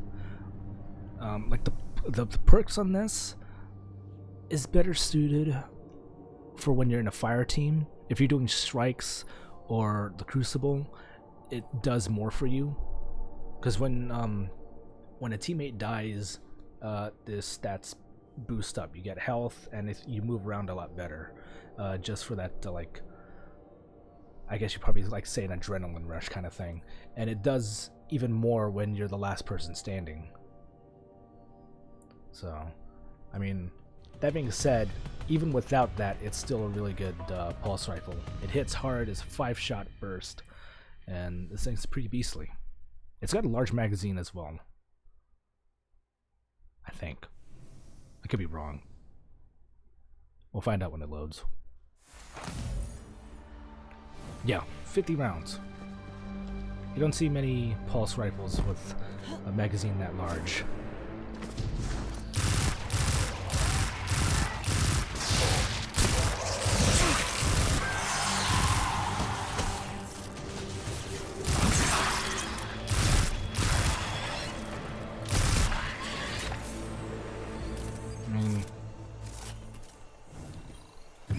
Not much to say about it other than that this thing is a monster. I mean, even without like the need for a fire team, it handles well.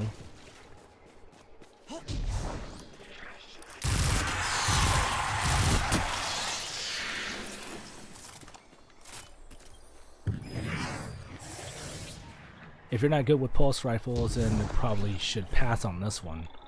But that being said, I would actually give this one...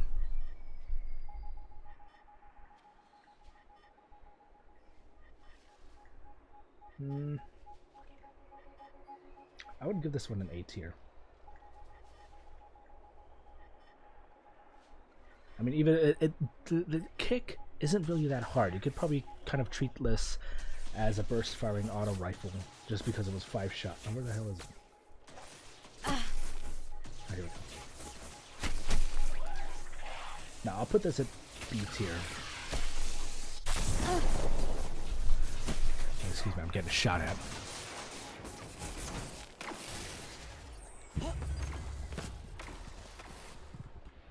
But yeah, I would put this at B tier, but if you've got the benefit of a fire team, then it would jump up to an A tier.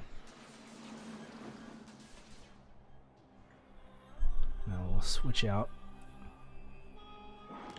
Go with the bygones, and we'll go with Chicken's favorite pulse rifle, the Graviton Lance. This one you can get from Asher. This is one of the earlier weapons you can get. This one is RNG. This one you can get from Asher early on during the Red War campaign.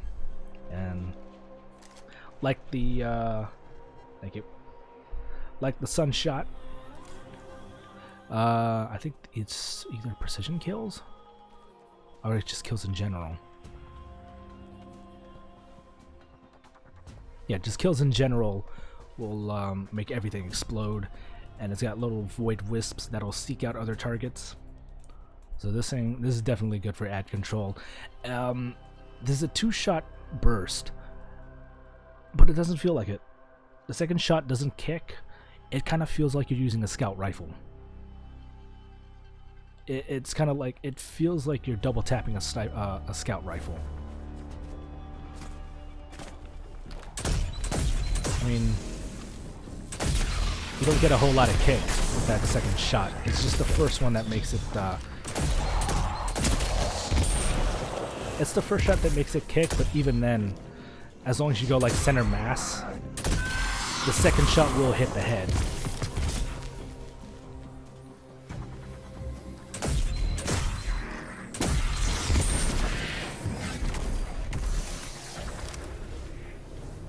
And if you got headphones or you got a good sound system that has good bass, you'll enjoy this gun.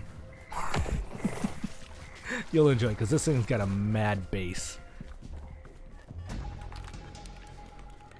Any more to it might as well be dubstep gun. Where the hell did he go? Oh, here we go. Let's go to the lost sector here. I'm gonna show it off.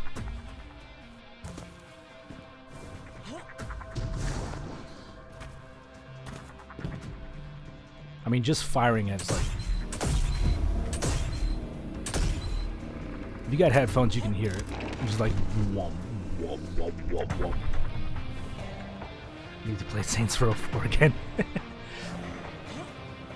Yeah, this is definitely good for ad control. Like so.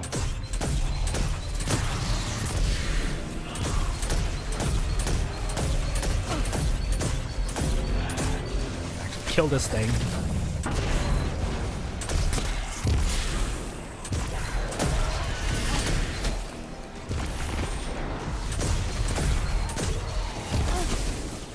See those things bouncing around? Those will track down other targets if they've got any nearby. These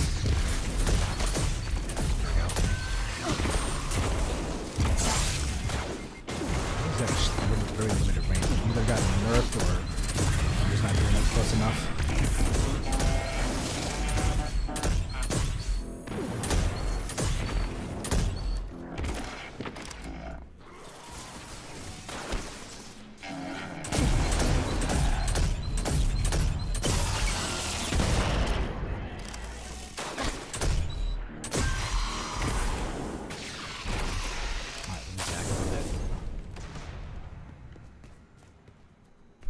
Change guns.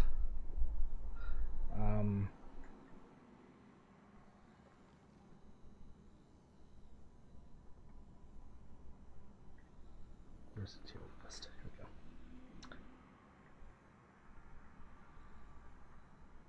That being said, I don't think there's any negatives with the Graviton Lance. I'm gonna put this as an S rank because it's just that damn good.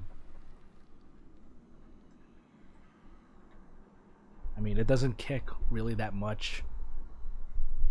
It's like you're firing a scout rifle. It's good ad control if you get them close enough. And we'll move on to probably the more fun weapons. Here, we'll go with... We'll start with the Prometheus lens. They call these trace rifles. It's pretty much just a laser. And they're pretty... They all have different attributes. This one would be better suited for groups of ads. This one's kind of in between because it's like the one on this one just like changes. It'll be weak one point and then the other time it'll be like super strong. I see a lot of people using this in the Crucible. I would probably use this more in Gambit. But, yeah, we'll clear out some ads with this, and then I'll switch to this. Because this one does better on, like, biggins, on big, like, majors and bosses. Because the longer time you hold this one down, the stronger it becomes. So... And I have no ammo for this.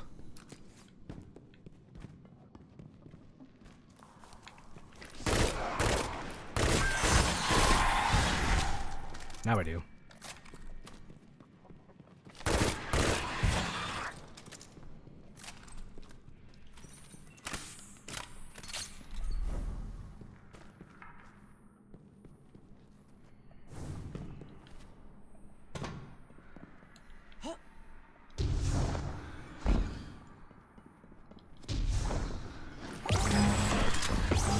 That's the big one right there. Hang on. Let me switch. Oh dear God!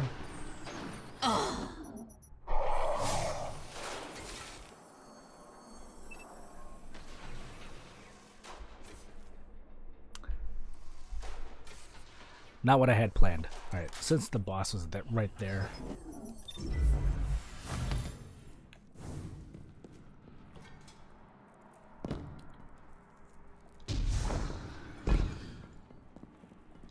The trick with using these trace rifles is that you can't really pulse it. You have to hold it down to like get the most out of it. Where the hell did he go? You gotta be kidding me. Ugh. Hang on. Probably ran out to the other side of the lost sector. Alright.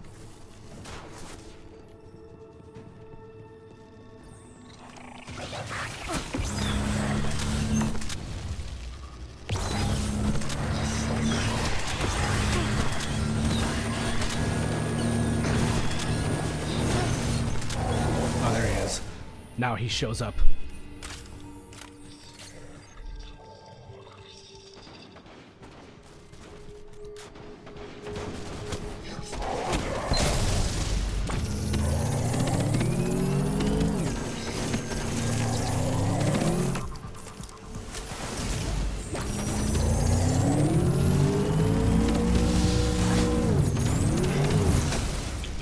There you go.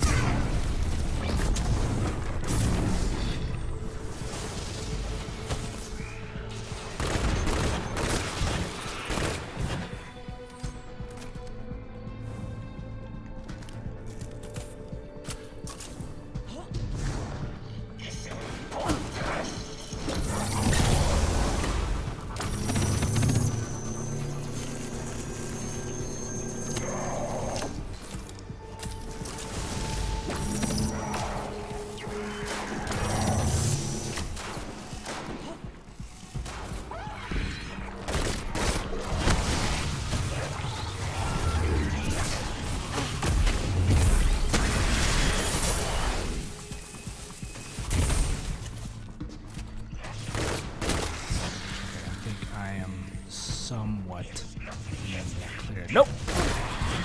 Okay. I need to add ice as an element. That would be interesting. But yeah, the trick with this one is that this is definitely used on bosses. The longer you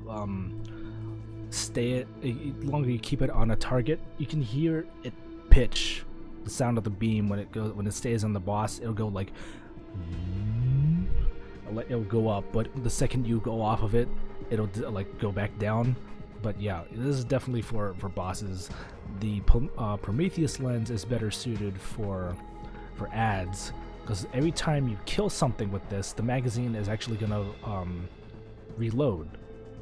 So say if you're using this on a strike and you get a whole buttload of enemies coming at you, you just keep this down and it's not gonna stop. And the more kills you get with this, the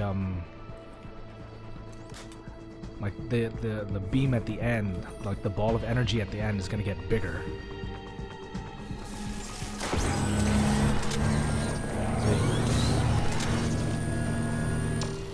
the longer you hold it down, the bigger it's gonna get. Now, if you're doing this against a whole number, like big number of ads, that's just gonna wipe everything out. And again, the void one is probably the more niche of the ones. Because again, it's pretty random because it goes from like, see, it goes from weak to strong. I don't know why it does that, but if it's got a void shield, this thing's gonna go down immediately. But I see a lot of people using this in the Crucible compared to the other two, just because when the third power kicks in, it just melts. So I can actually find somebody to use this on.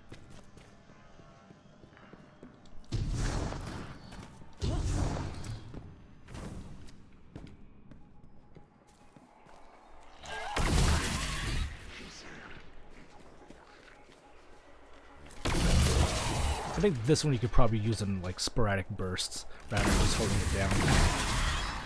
I mean, really.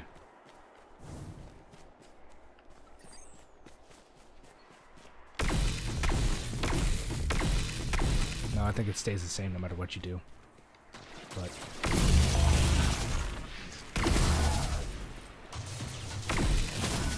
this seems more well-rounded in between. Like, you can use this to kill ads, and then when you need to, you can use it on a boss. So this is probably like the best of both worlds.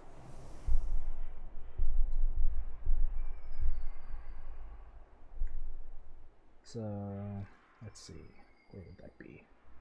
This is the Cold Heart. I would put it as a C.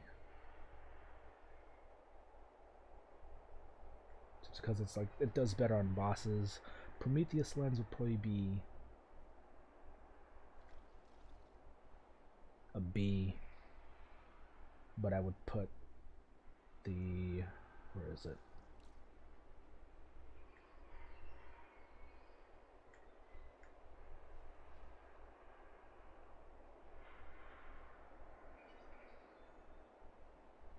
Where is it?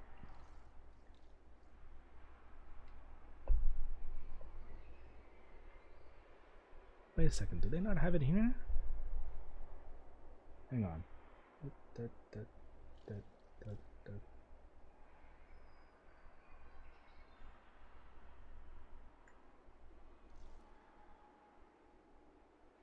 Wow, really? They don't have it in here.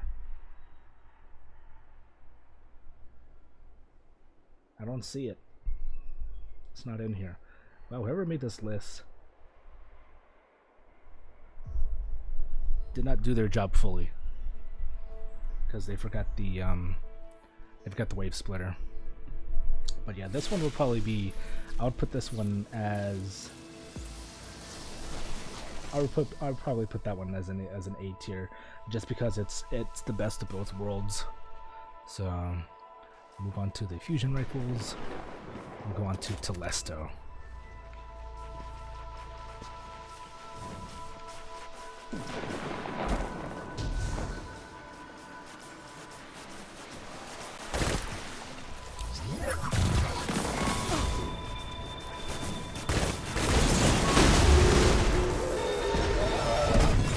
The thing with the Telesto is that, unlike the other fusion rifles, when their shots hit, they do immediately do damage. This one is just sort of like stick and burn, kind of.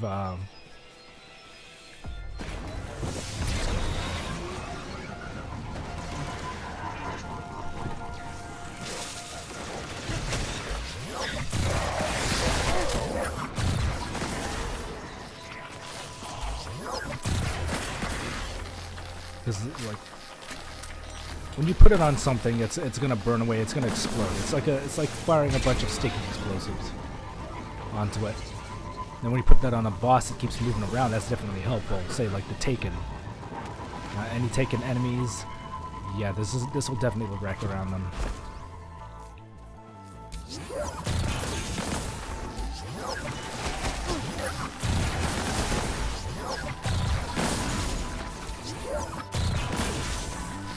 good plus with this, it sticks on walls, but they don't explode until an enemy goes near it. So you can kind of make use out of that.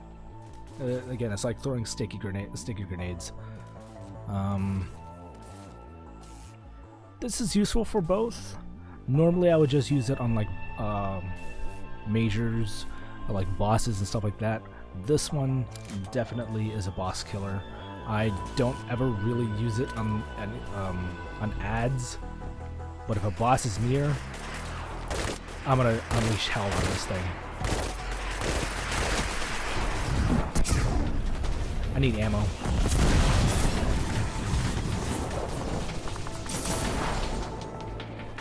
Okay.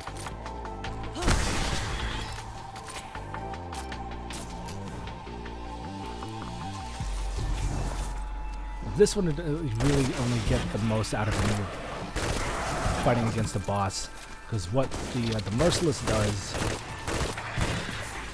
is that when you fire on a target, if it doesn't kill it, the next shot will actually charge faster, so you can. If that makes any kind of sense. I need to find a big target to use it on.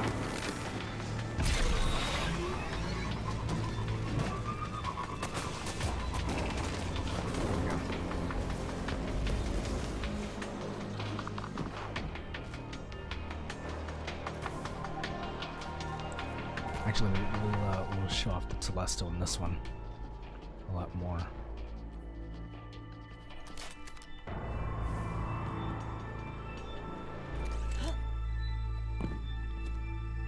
And this one is also an ornament. I forgot to mention that. Normally it would have... There's another ornament in here that makes it different color. This is the basic one, if it loads up. There we go. Nice little regal white and gold, but I went with this one.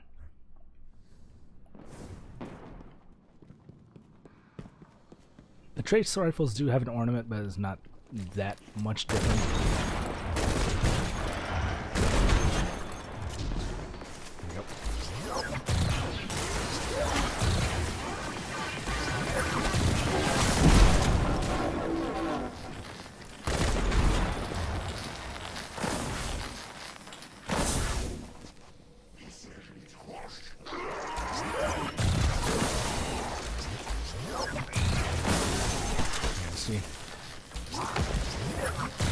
Sticky.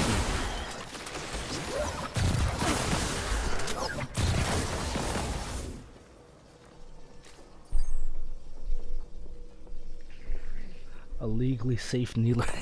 Kind of, except it doesn't home in on targets. And we'll switch the Merciless when the boss shows up.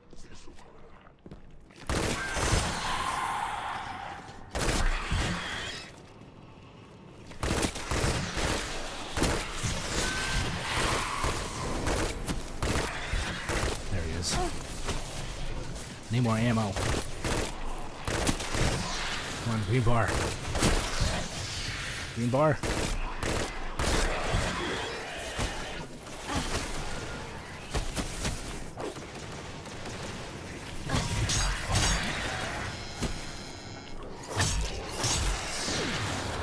Green bar? Where's the freaking energy ammo? Come on now.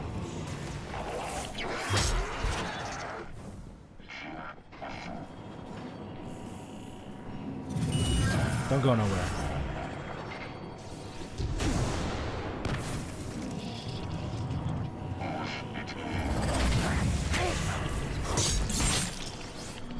Stop that.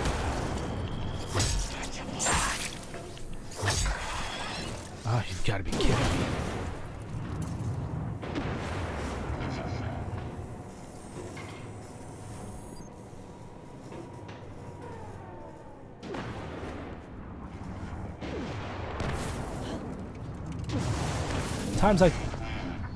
Times like this that I miss the ammo synthesizers from the first game. But yeah, this really sucks right now.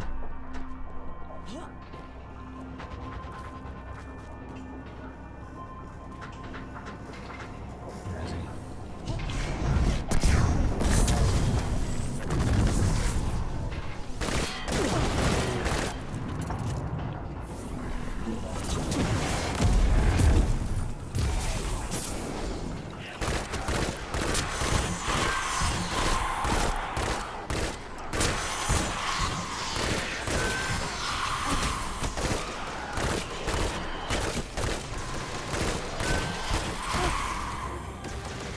got to be kidding me. There's no...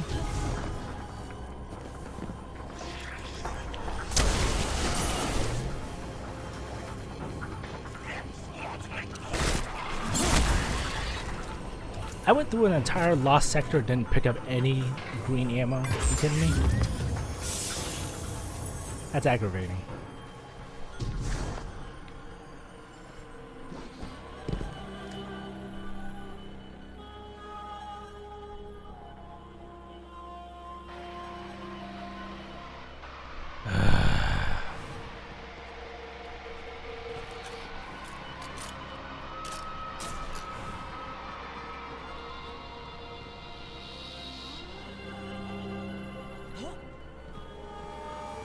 That is quite aggravating indeed.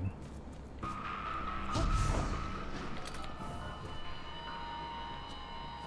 maybe there's a big enemy here I can use this on. There's one here.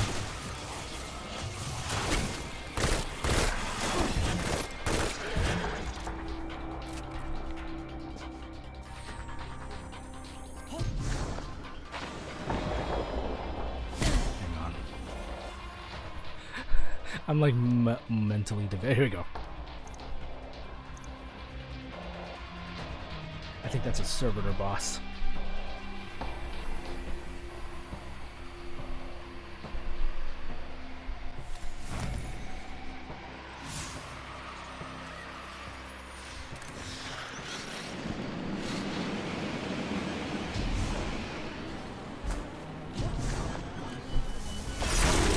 There you are.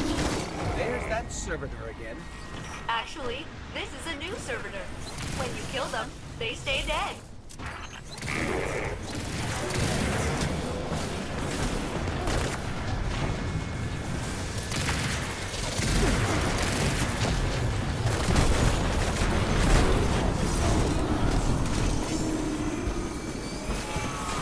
So yeah, you can see, like, if it doesn't kill it, the next shot will charge a lot faster. Like so.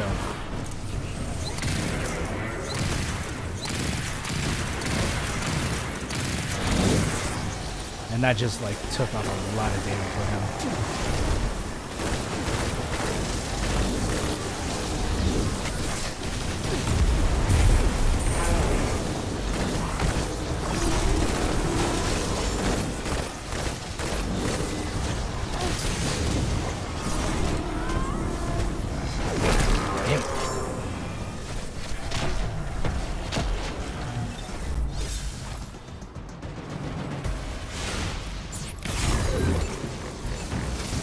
What? Can you right now?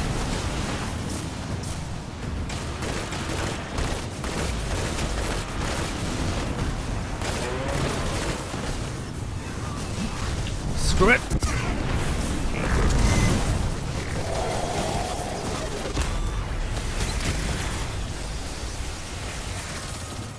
We destroyed their ether servitor again. You'd think they'd learn. As an artificial intelligence, I feel exactly as much joy now as I did after your first triumph.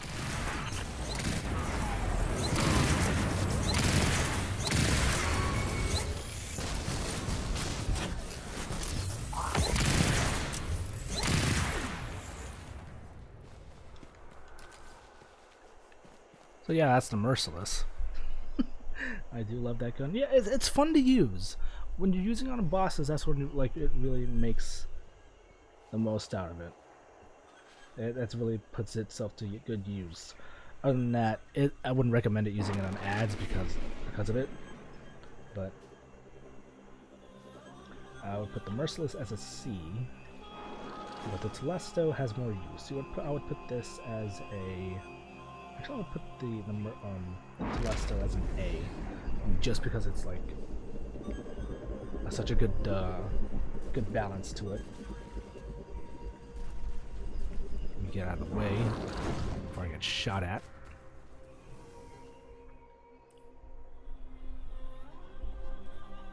And oh, here we go. This motherfucker. This thing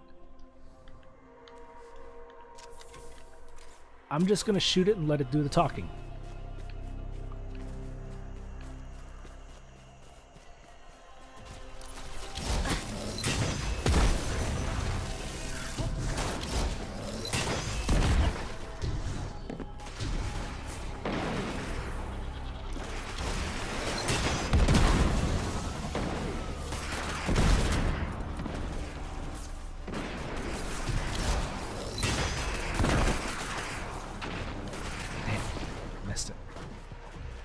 Fired again, and I missed. And I fired again, and I missed again.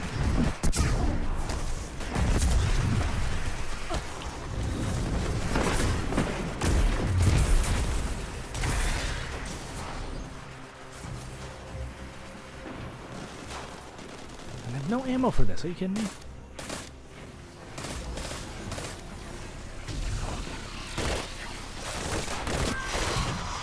Yeah, this gun is a little bit overpowered. This is pretty much having a secondary rocket launcher. But can't find the ammo for it to keep using it.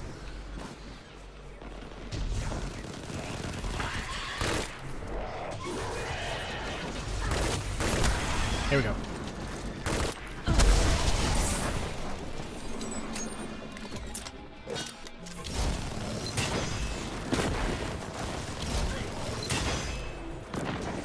Seeks out the target, fire and forget, pure and simple. Bitch is using this in the Crucible.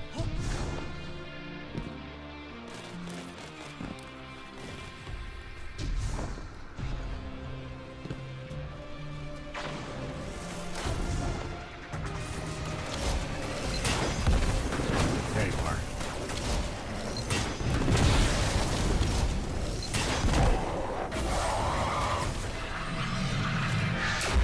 Pretty much Mega Man with this thing, or Samus, whichever way you want to roll. But you get this from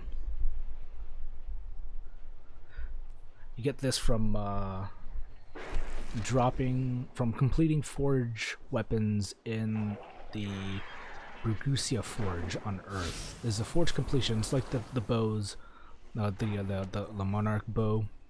But this one is specific to the Brugusia Forge, which is down here in the EDZ. It's the hardest one, but I think it probably did less than 10 before it finally dropped for me. And then did a few more, and then it dropped again. So it's not that bad. You just have to keep doing it. Noob tube, probably, yeah. It kind of is. It kind of is. It is a noob tube. It's a late popping noob tube. This didn't come out until just recently, so. That being said, aside from my trouble of having to find ammo for it just now, it's not really that much of a problem. But that being said, this thing is actually very overpowered. It's very good. And I would actually put it as an A rank. I mean, it's not much to it. It's just fire and forget. And it hits its target, and it does an insane amount of damage. It's insanely good in the Crucible. When you're hunting down targets, this will take it out. Pure and simple. So, let's see what we got here. Rocket launchers. I need ammo for that. Do I have ammo to begin? Yes, I do. Okay. So, we'll start off with the earlier one. The Wardrift Coil. Oh, durr. The thing with this one is that it's a rocket launcher, but unlike all the other rocket launchers, this one fires a spread of rockets. If you want to be a carpet bomber, this is the way to do it.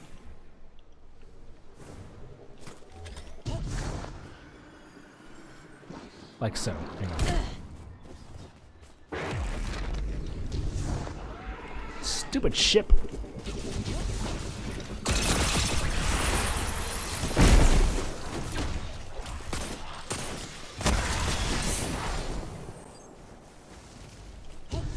And yeah, these are all like fire and forget missiles. They will home in on targets. So if you see a large group of ads, Actually, let me take this to the last server.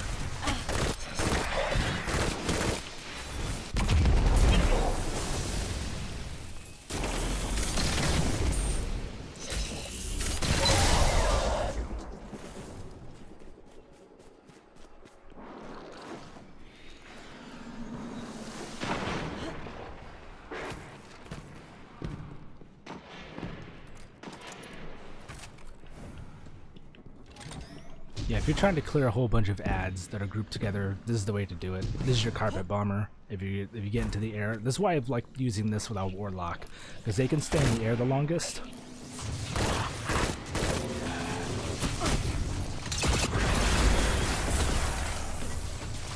And it's fun to use. You get the ammo for it, it's fun to use. It doesn't necessarily do a whole lot of damage unless they're all going towards one target, but if they're spread out like this, it probably don't do nearly as much.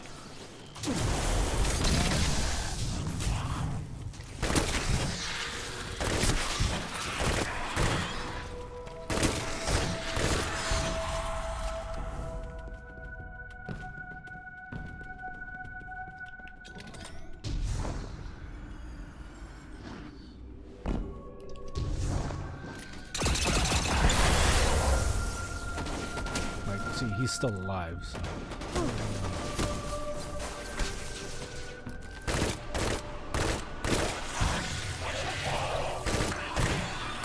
We got an ad killer there, and I'm gonna switch to the boss killer. To where this one fires multiple rockets, this one fires 2.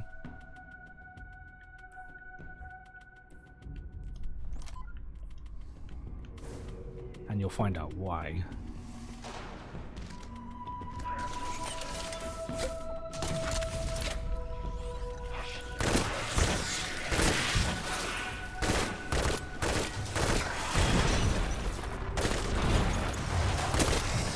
soon as I find that boss, there you are.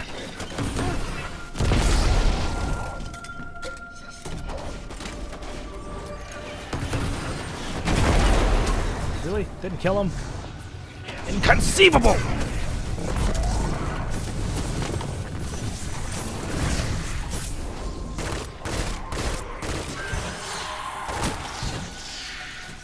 Sorry, I just had like a frustration Nova bomb there.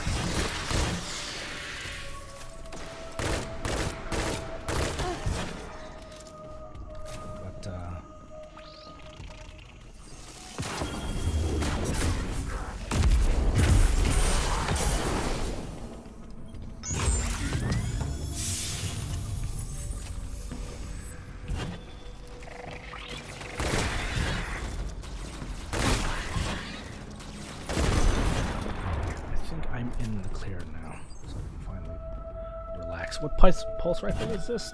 This is the Bygones. This is the Gambit pulse rifle. I got a Rampage and Outlaw on this. It only looks that way because I put the shader and like, yeah, pretty bling.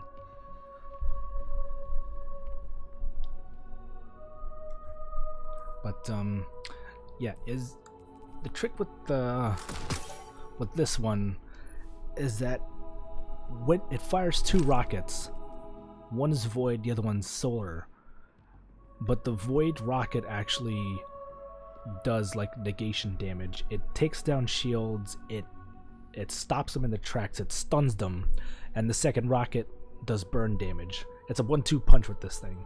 So if you're going up against like high priority targets or bosses, this is the way to go. This is your boss killer, while this one is your ad killer or your mob killer. Ooh, finally got one of those in a while. But yeah, for this one, it's very, I guess you'd probably say niche. There's not really much use outside that, of like taking out bosses. If you're trying to use that on anything else, it's kind of a waste. So we got that, and I would put the Wardrift Coil on a B level. You can use that anywhere, and it's gonna do its job. The two-tailed fox is only best used on bosses, and when it does its job, it works. It does its job well. So that is all of the exotics, I believe, for the warlock. So we're gonna switch one more time and finish everything off with the Titan.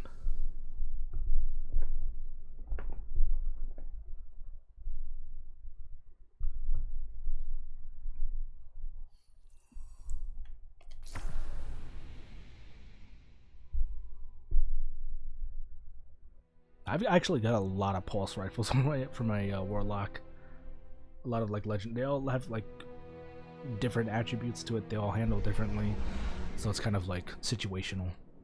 Okay, so what do I have for my Titan? Do I have everything here, or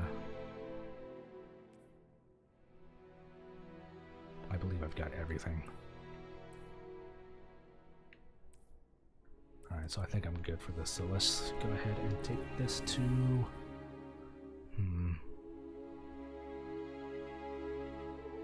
Let's take it to Titan. Titan on Titan.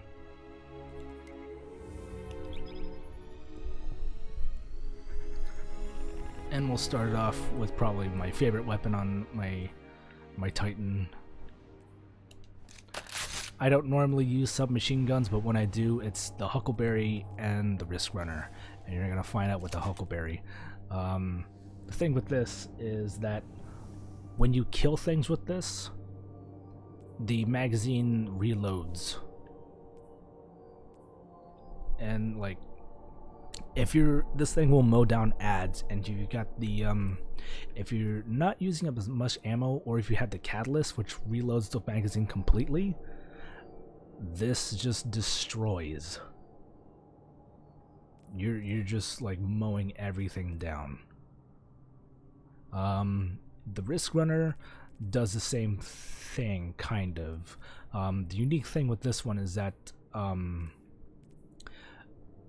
in order to proc its special ability, which is pretty much chain damage, and the weapon always reloads, in order to do that you have to take arc damage, and only certain enemies use arc damage.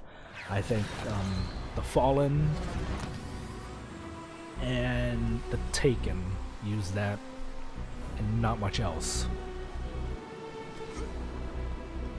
So the way I see it is that if you're going to use an exotic submachine gun, if you're going to use a submachine gun of any kind, just go with the exotics, and it would either be one of these two, depending on what you're up against. I'm going up against the Hive right now, so I'm going to use the Huckleberry. And you're just gonna see me mow everything down. Hang on.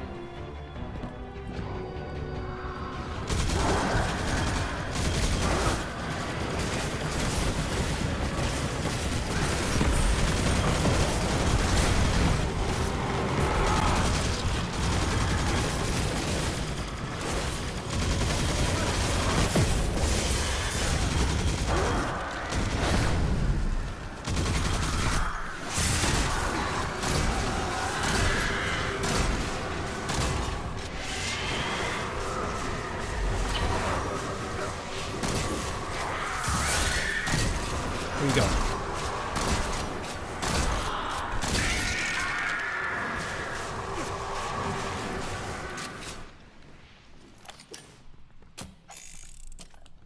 I get all of them.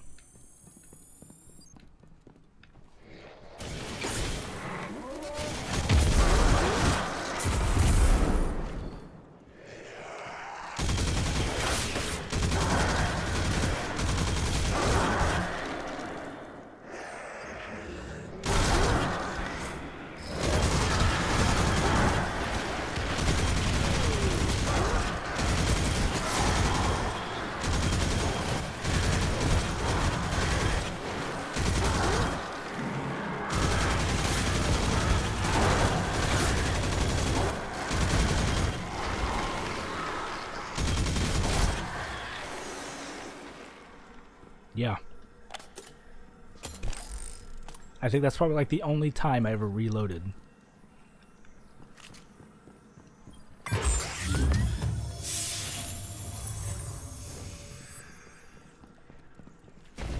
You pretty much turn into that one dude from Home Alone with the Tommy gun. With this thing. Keep the change, you filthy animal.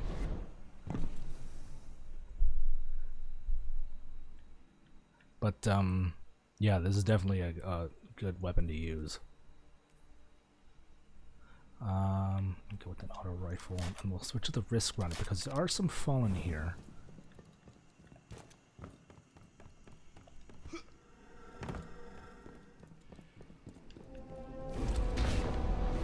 Oh yeah, it's got a. This one has a higher magazine compared to the Huckleberry, but yeah, the only thing to like really make the best out of this is that you have to take arc damage of some kind. You can't damage yourself.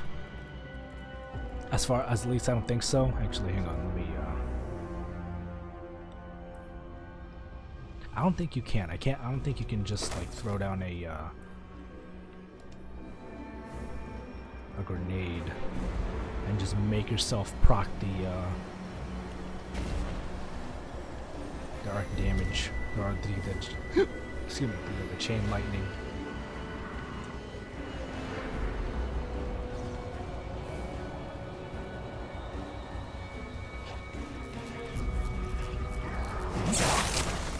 Come on. There we go.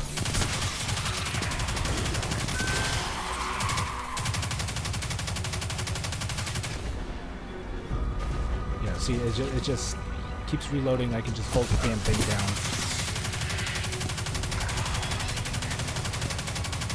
And as long as you're getting kills, that thing will always keep going. Or if you keep taking damage from your arc.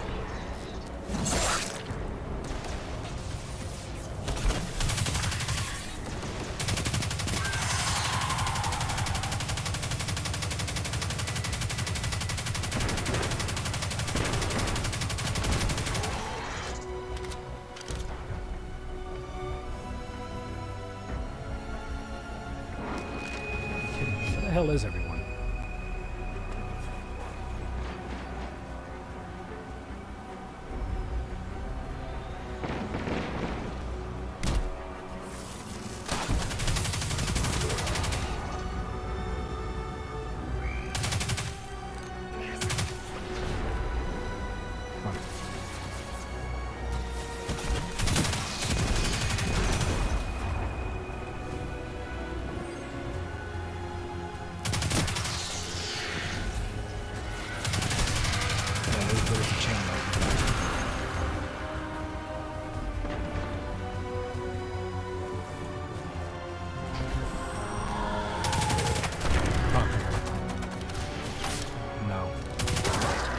It's not an arc weapon.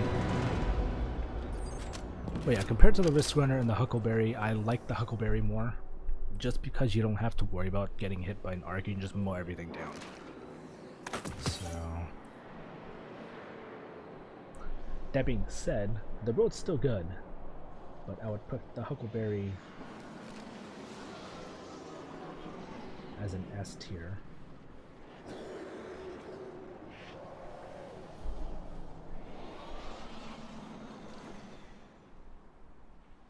This runner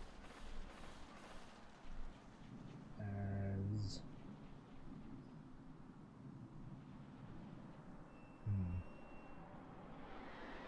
I would put it as an A tier.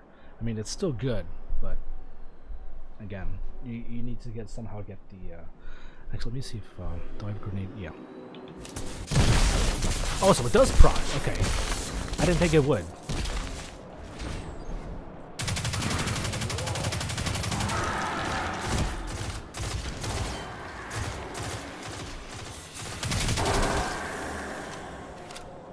It's a bit weird that it would do that, but if you don't, I guess if you don't come across any enemies that are using arc, but there's a lot of them, I guess you could probably just throw down an arc grenade. And I left the window open again. God dang it! All right, let me try it again.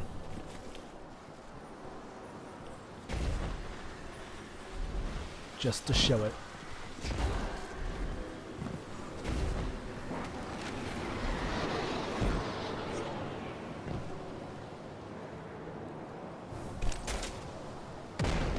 there's so many people here. They're killing everything. Alright, here we go.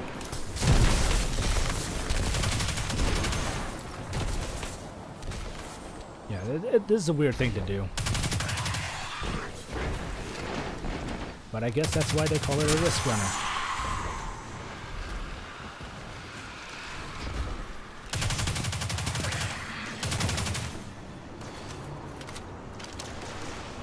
Alright, we'll change it up. Let's go through all of the auto rifles. Starting with this. This is a Destiny 1 exotic. It's pretty unique. The thing with this is that it's kind of like a select fire. Well, I guess you could probably call it select fire. But one mode called spinning up, what it does is that when you hold down the trigger, it actually increases in fire rate. It's not much when you have something like a short magazine, but when you have like something that'll automatically reload your magazine like this, you can just keep doing that.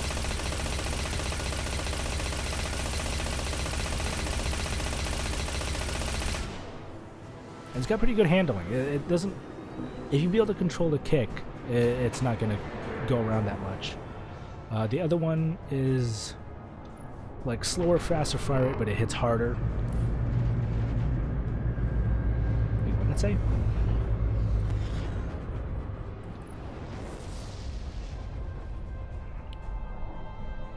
Yeah, that's Guardian, okay. the Fallen are bringing in their armory.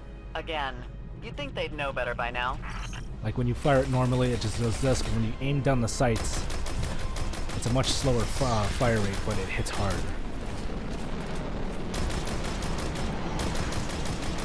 This is probably better suited in the Crucible for this fire mode. For everything else, I would suggest using spinning up if you decide to get this weapon.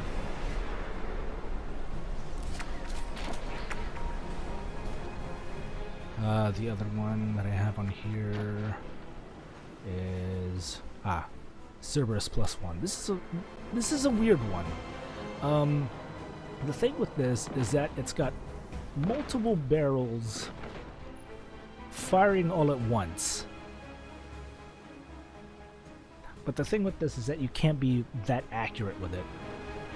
It's like firing an AA-12. That's probably like the best way to describe it. Look at those caches. They never learn. And teach them a new lesson.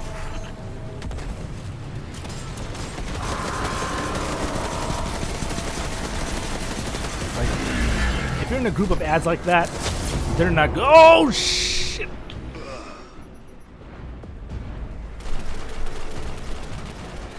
Like, the only way for it to be really effective is against your group of ads like that. Otherwise, the range on this sucks. You're not getting that far with this thing. And you can't really be that accurate because the shots are everywhere.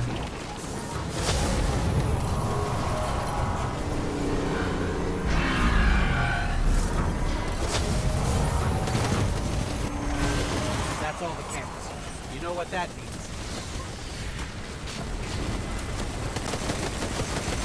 See, I'm only doing like 7 damage to this thing. It's very low damage, so...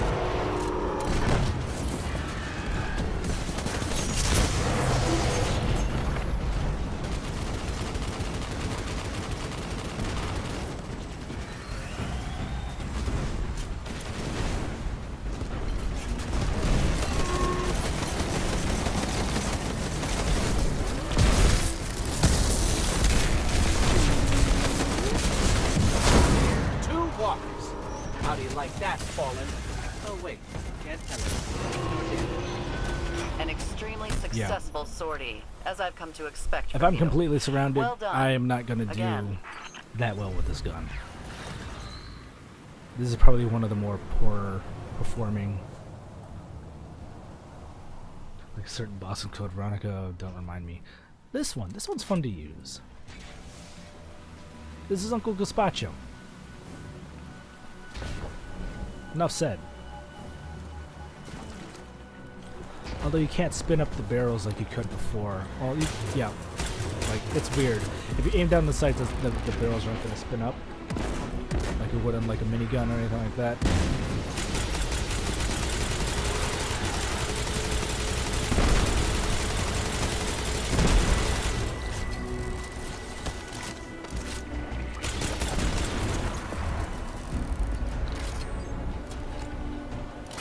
And it's a primary, so I'll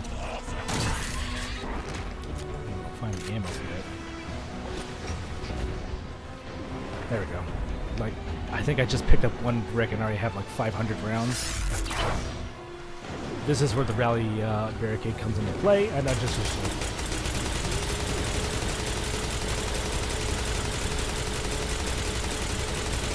all day long.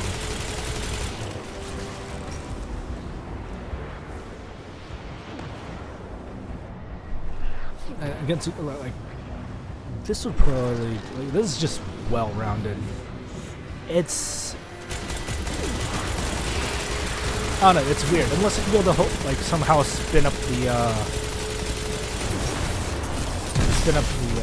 barrels while aiming. That'll probably make more sense.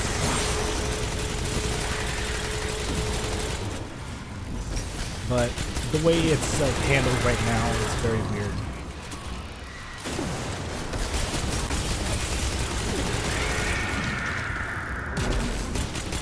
Like, no matter what, it will always start off slow.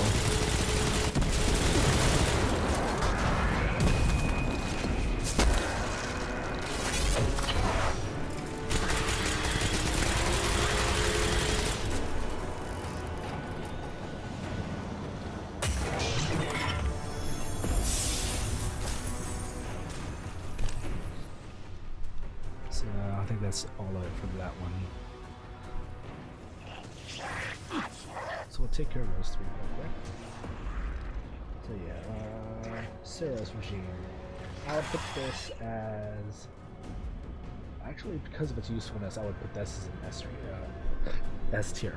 It's good. There's not really that much... Not much else. If you can be economic with your ammo, you can destroy with this thing.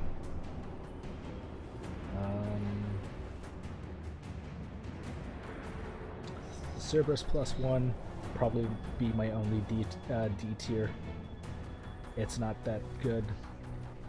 I mean, the range on it sucks. Damage on it is low. Like the only good thing you can get out of it is just making sure a group of ads doesn't charge at you. That's about it. And sweet business. I would put this as an A tier. Like, my only negatives is that you can't spin up the barrels like you would on like a minigun or anything like that. But hey, it's Uncle Gazpacho. I'm not complaining.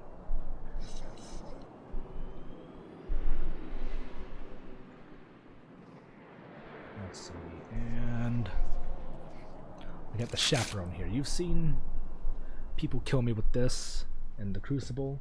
This, unlike any other shotgun, this thing's a solid slug. This thing, it's just, I need ammo. I need ammo for this thing. Here we go. Nice.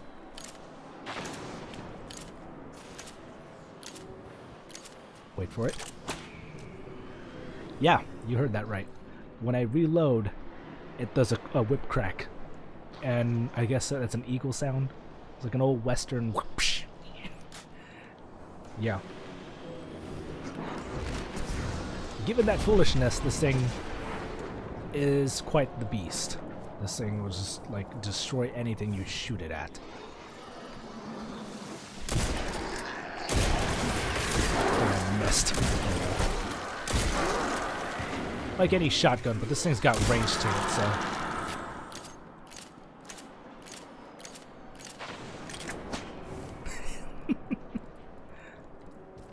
this one's fun to use. I like using it. I don't ever really use it because I'm always using something else. But when I do, it's a good time. You get this one from a quest from Holiday. It's a bit grindy because you got to do some stuff with shotguns in the Crucible. And you know how cancer that can be.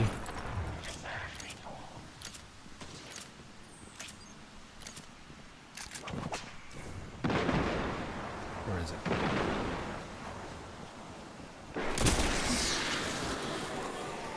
Oh God, it's like Johnny Test. But actually, I think I have a skin on or ornament on there. Yeah, I do. That is Pagan Regime. This is the default. It's got a nice little like detailing on it. This one, I think has this one's got wrappings. I don't know. I like this one. This one just kind of makes me think of the Terminator.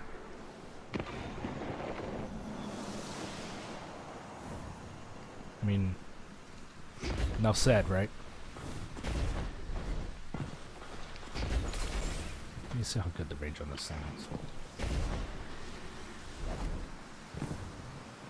I mean, you're not going to be making any, like, 360 no scopes with this thing, but...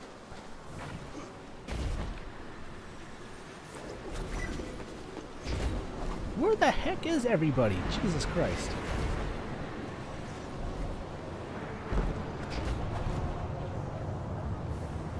These people, I swear to God.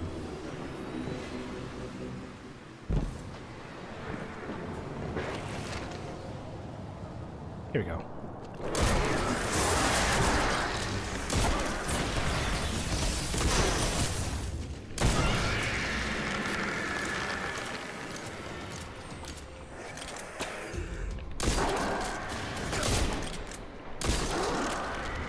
Yeah, unlike other shotguns where you'd probably be preferred to fire from the hip, this one you would need to aim down the sights just so you can be accurate with it.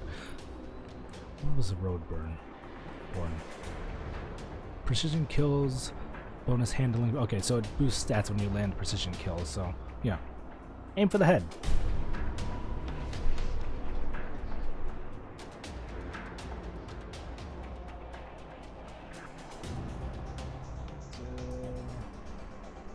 I would put that as a B. I mean, it suffers because it's a shotgun, but it's so much fun to use.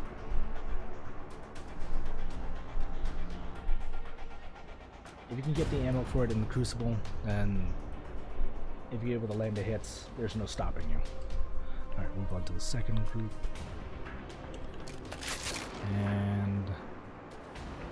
Alright, we already did this one. We'll go with this one. This is a weird weapon. They call it a shotgun, but it doesn't fire like a shotgun. It fires more like a pulse rifle.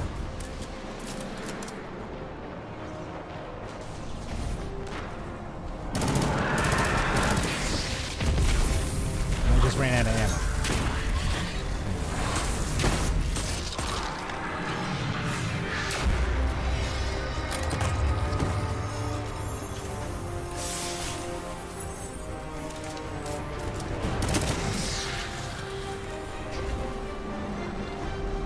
It's very weird, but I don't know. The magazine is pretty small, and it's a five round burst / shotgun blast when you use it, so it kind of eats through your ammo pretty quickly. But when it actually starts putting in the work, it does the work. I mean, like what was it called? The Lord of Wolves perk on this thing. When you get a kill, I think the damage increases or fires more. There you go. Defeating enemy doubles the number of projectiles per burst. Okay, so you're using up more ammo. So.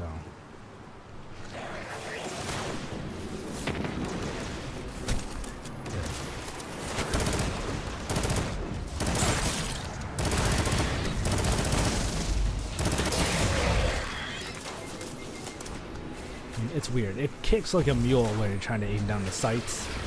So. Yeah, the best way to describe this is that it's a shotgun that's trying to be a pulse rifle. It's weird. It's fun, but it's weird. I don't know where I'll exactly make any solid use out of it. So... I would put this as probably a C tier.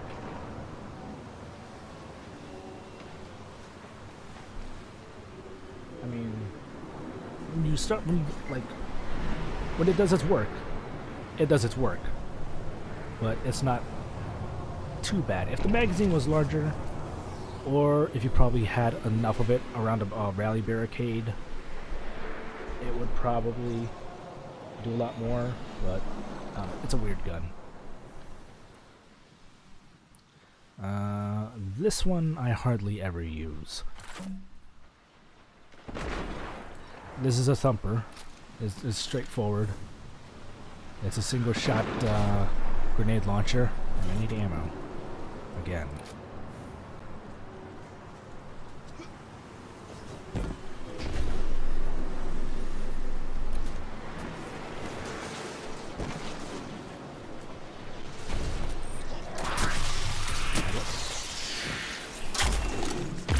I don't know, it's weird.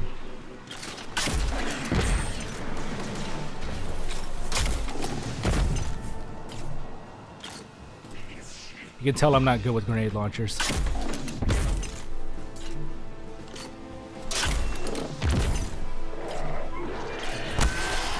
But I've seen a lot of people use this in Crucible. So, if you know how to use it, I suggest it's not that bad. Or not suggest, but I guess it's not that bad. That's what I meant. This thing on. Hang on, what's the perk? I know what bounces, but.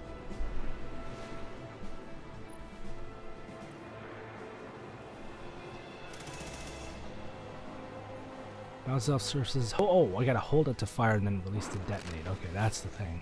Direct hits do more damage on enemy shields. Rapid kills against grenade damaged enemies. Refill the magazine.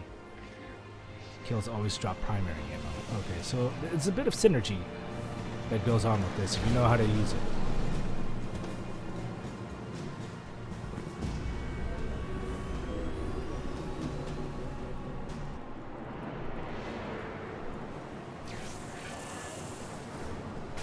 I can find somebody to kill with this thing.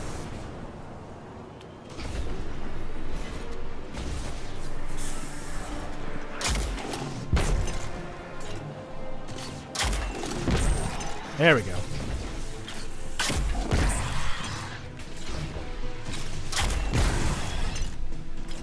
Oh god.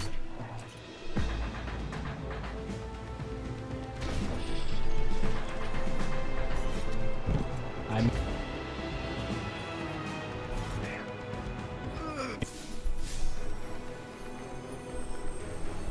Shooting stars. Yeah, okay.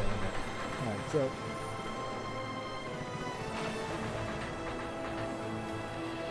Not counting my performance with that gun, I would say it would probably be a B. If you know how to use it, then I think it'll probably wreck. Because it uses primary ammo, but like this is one of those things like it's hard to try and figure out how to use. And the difficulty curve is pretty high on this.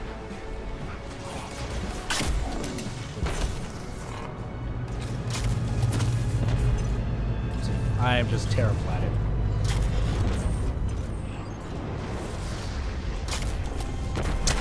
See, I can't even get it right in front of him. Guardian, the Fallen are bringing in their armory. Again. You'd think they'd know better by now. I feel like I'm just firing it right in between his legs.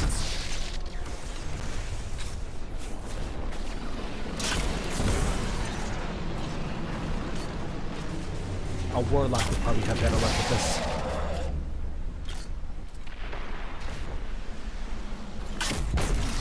There we go.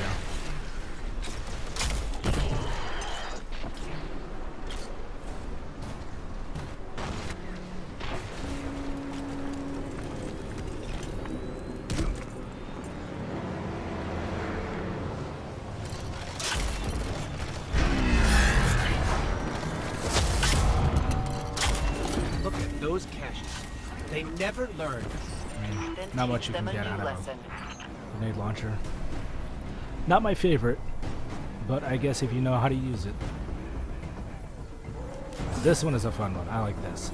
Alright, so kind of the way this works, you take the Borealis and you combine it with the not Polaris, the Sleeper Simulant, and turn it into auto rifle and get this gun.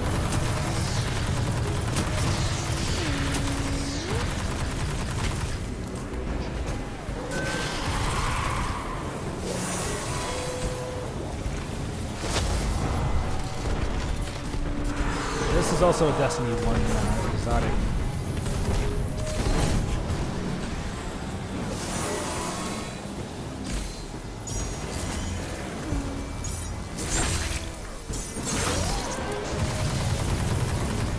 It kicks pretty hard, but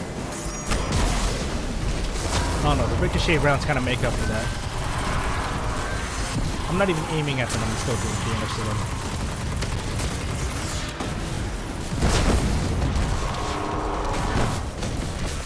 Another walker. What are we up to, Sloan? 16? 60? I stopped counting some time back. You keep racking them up. Of course, it would be a level 20 to screw everything up and not know how to trigger the heroic. But yeah, like the Borealis, you just hold down the reload. It changes elements. It goes from solar, arc, back to void. I'm out of ammo. I'm just gonna do that.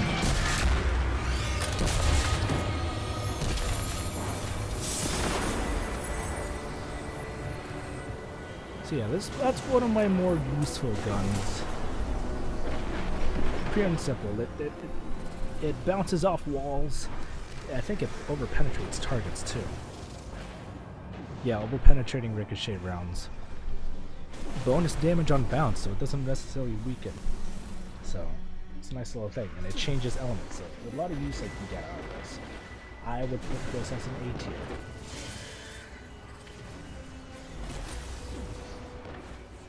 I think she's gonna shoot that.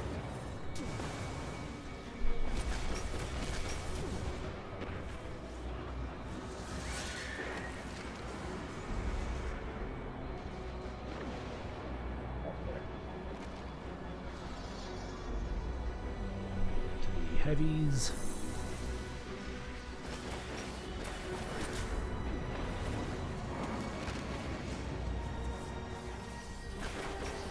Alright, we'll go with this one because I do not use this one a whole lot either. Let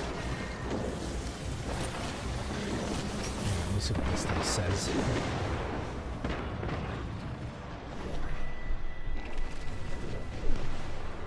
Detonate multiple sticky flame grenades at once. Whatever that means. Hold it to fire, release to detonate. Okay, I see how this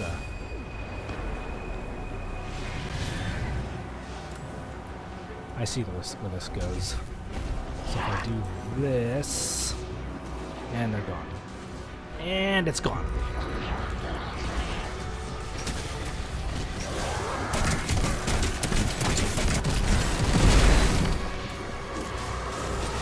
Jeez, that fired really fast. Okay, yeah, okay, I can see the usefulness out of it. For ads, probably not so much. If you're firing against the boss, that's a different story.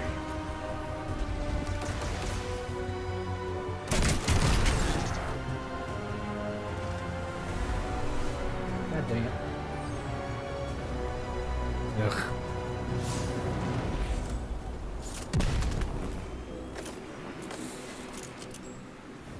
Like, yeah, I don't know, this seems like it would be used for a boss rather than trying to do it in ads, because it just fires so freaking fast. But if you stick it on a boss, you can kind of see the applications for it. I should try and use this more often.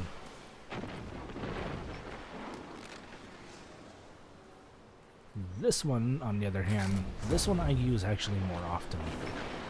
This is a fire and forget. Pure and simple. Here we go. I'll go here so reload.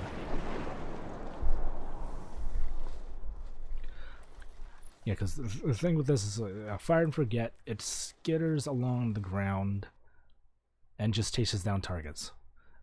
there's another bitch weapon you would see in the Crucible a lot.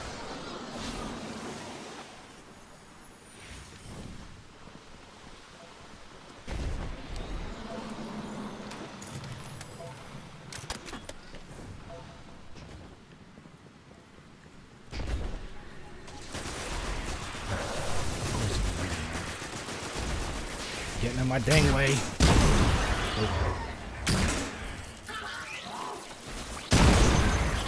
I mean, that's pretty easy to do.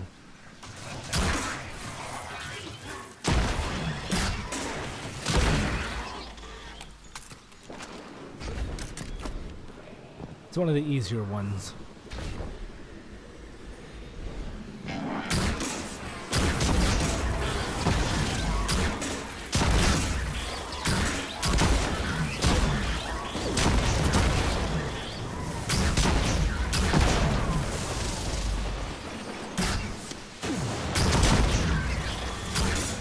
But I guess it does have to be on the ground. Is somebody behind me?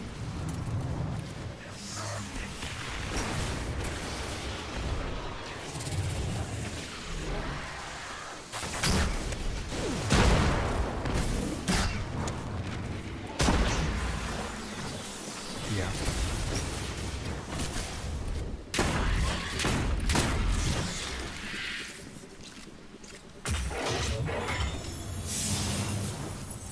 Not too bad. Of the 3 grenade launchers, I use that one more often. Just so it's easy to use. That's like a crowd control slash panic get out. Like if you're trying to like get away, just fire a magazine's worth of that, and they'll just clear out everything when you make your escape. This one. I like using this one. This one's fun. I'm reading signs of hive ritual activity, Guardian. I just need ammo. Up for it? You've handled this before.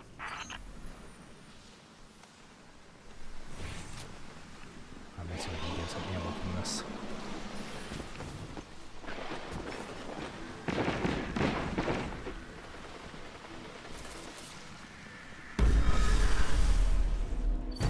They must really love this spot. The hive do require precise conditions for their rituals. Portal destabilized. Ready?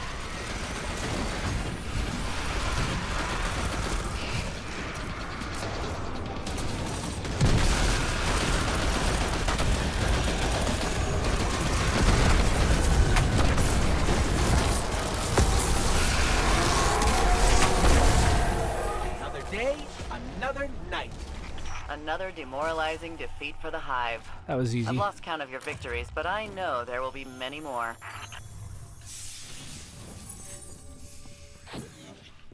Alright. This gun. Best way to describe this gun is that it's Lucio's boot gun. Like so.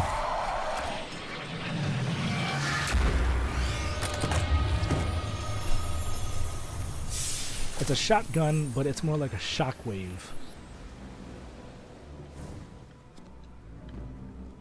It just throws everything back away from you. If the initial shot doesn't kill them, if they hit a wall, that will. I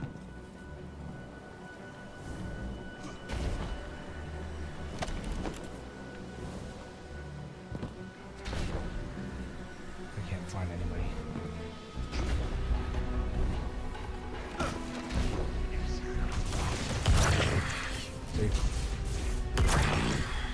They go pretty far.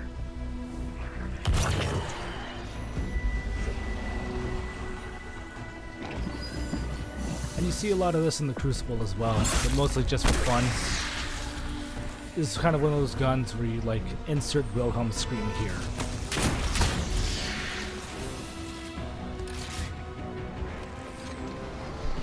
Yeah, exactly. Can't stop, won't stop. Let's see if there's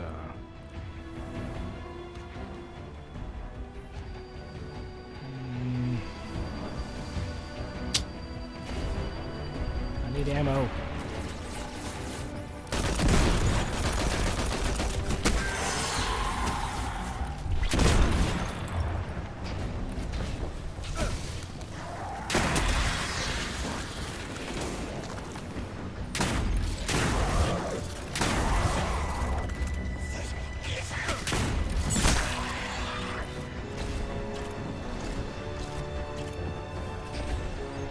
is probably the only time you ever hear me say this.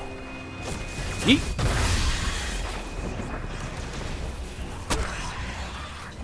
Hang on. I gotta build up the speed. Or not. Wait, that didn't kill anything? Really?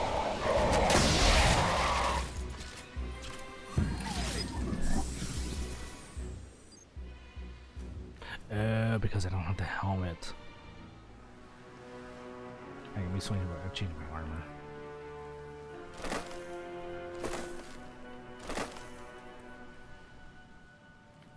Where's my Daft Punk helmet?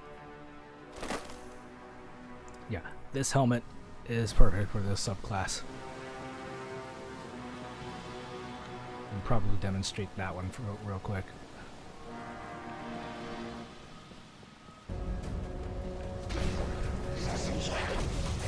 Shit. Come on! Fucking trigger. There we go.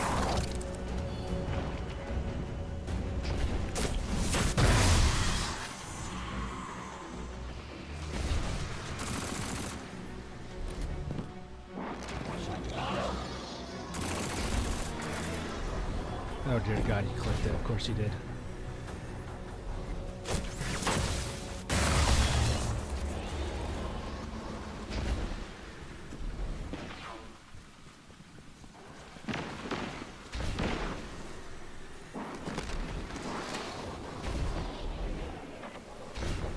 One more.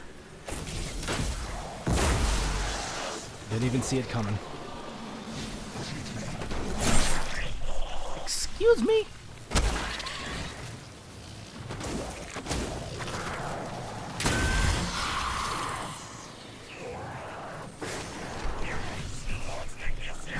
There we go. And I think last but not least.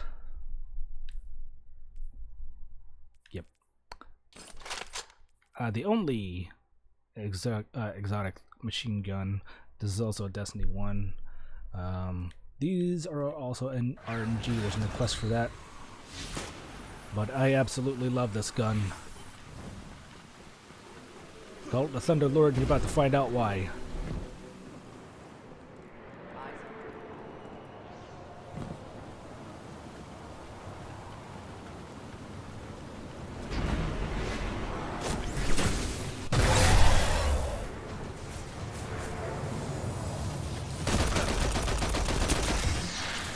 Take this to the lost sector.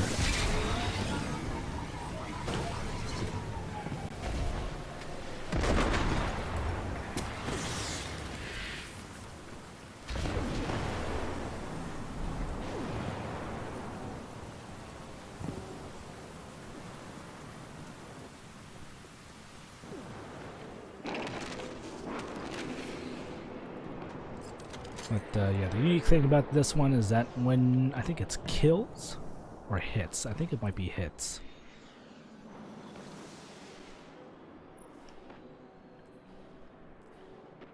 Kills, okay, kills with this thing generates lightning strikes.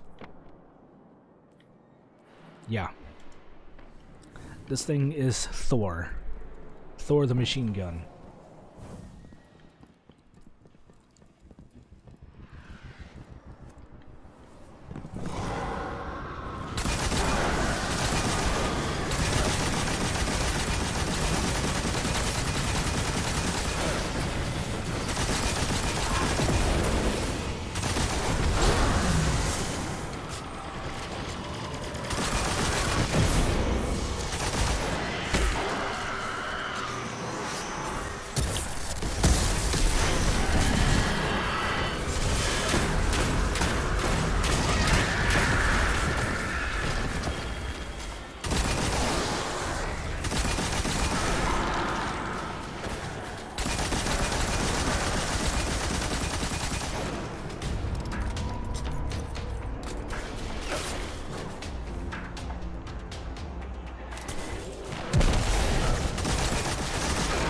Insert immigrant song here.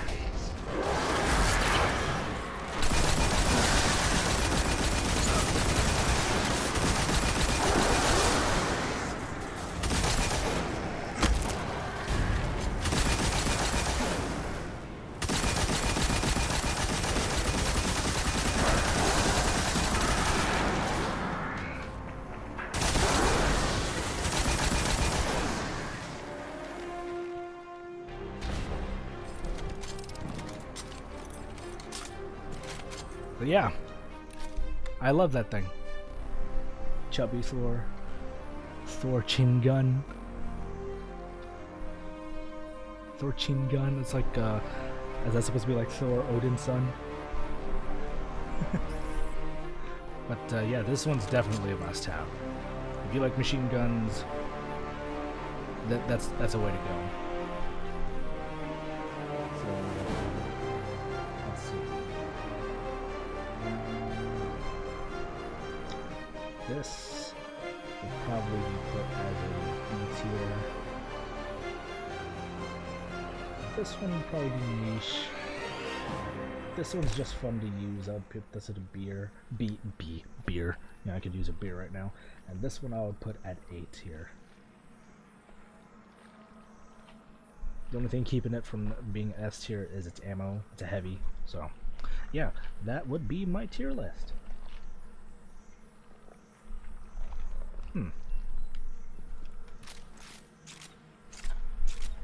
I finally did it. Minus the ones that I don't have. Let's see, from what I understand, I only seen this barely in action. That's the 1,000 Voices, that's the Last Wish Raid Fusion Rifle. What I understand, it's a weird combination between a fusion rifle and a linear fusion rifle. It sends out a high damage beam. The Anarchy is a weird one. The shots you put down, if you put down 3 to form a triangle, within that triangle it creates an electric field. It's weird. The sniper rifle is Izanagi's Burden. That has a nice perk where you can take the entire magazine and fire it in one shot, one super powered shot. It's like doing a Celestial Nighthawk Golden Gun, where it just takes all your shots into one super shot. I do not know the Legend of Acreus shotgun. The Rat King, that's one of those like team-based weapons. That only works if you've got other people who have the same gun. It does more damage, it synergizes a lot. The Wish Ender, that has a nice perk where I think if you get a kill with that, or if you have the bow drawn, you can actually see through walls and see silhouettes of enemies with that. The Whisper of the Worm, that's a high damage sniper rifle. I forgot what the perk for that thing was. I think if you keep getting precision hits, either the damage builds up and or ammo is returned with each continuous shot, I think.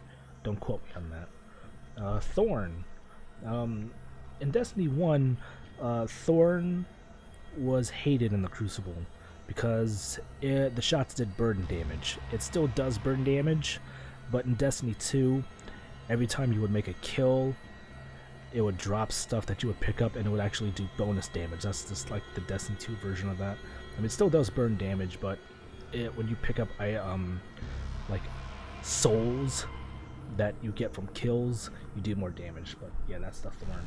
So yeah, that is my tier list.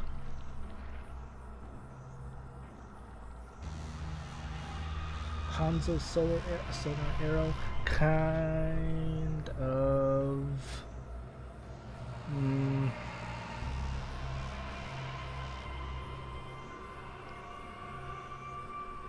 It's not nearly as high power. The arrows just do basic damage, with one exception. That's more of like a utility weapon, because there's stuff in the Dreaming City that can only be destroyed by that bow. So that's really more for like lore quest stuff. But it's a giant bow, and I've seen it in action. It's pretty good. It's a long draw, but the perk lets you see through walls. So. And let's see. I don't think I'm missing anything else. Do I have a quest for this one? No. But yeah, most of the other stuff I need to do, I just need to finish like one mission or go through the the Shattered Throne dungeon in the Dreaming City. But yeah, that concludes my tier list of Destiny 2 exotics. Sorry it took a lot longer than expected.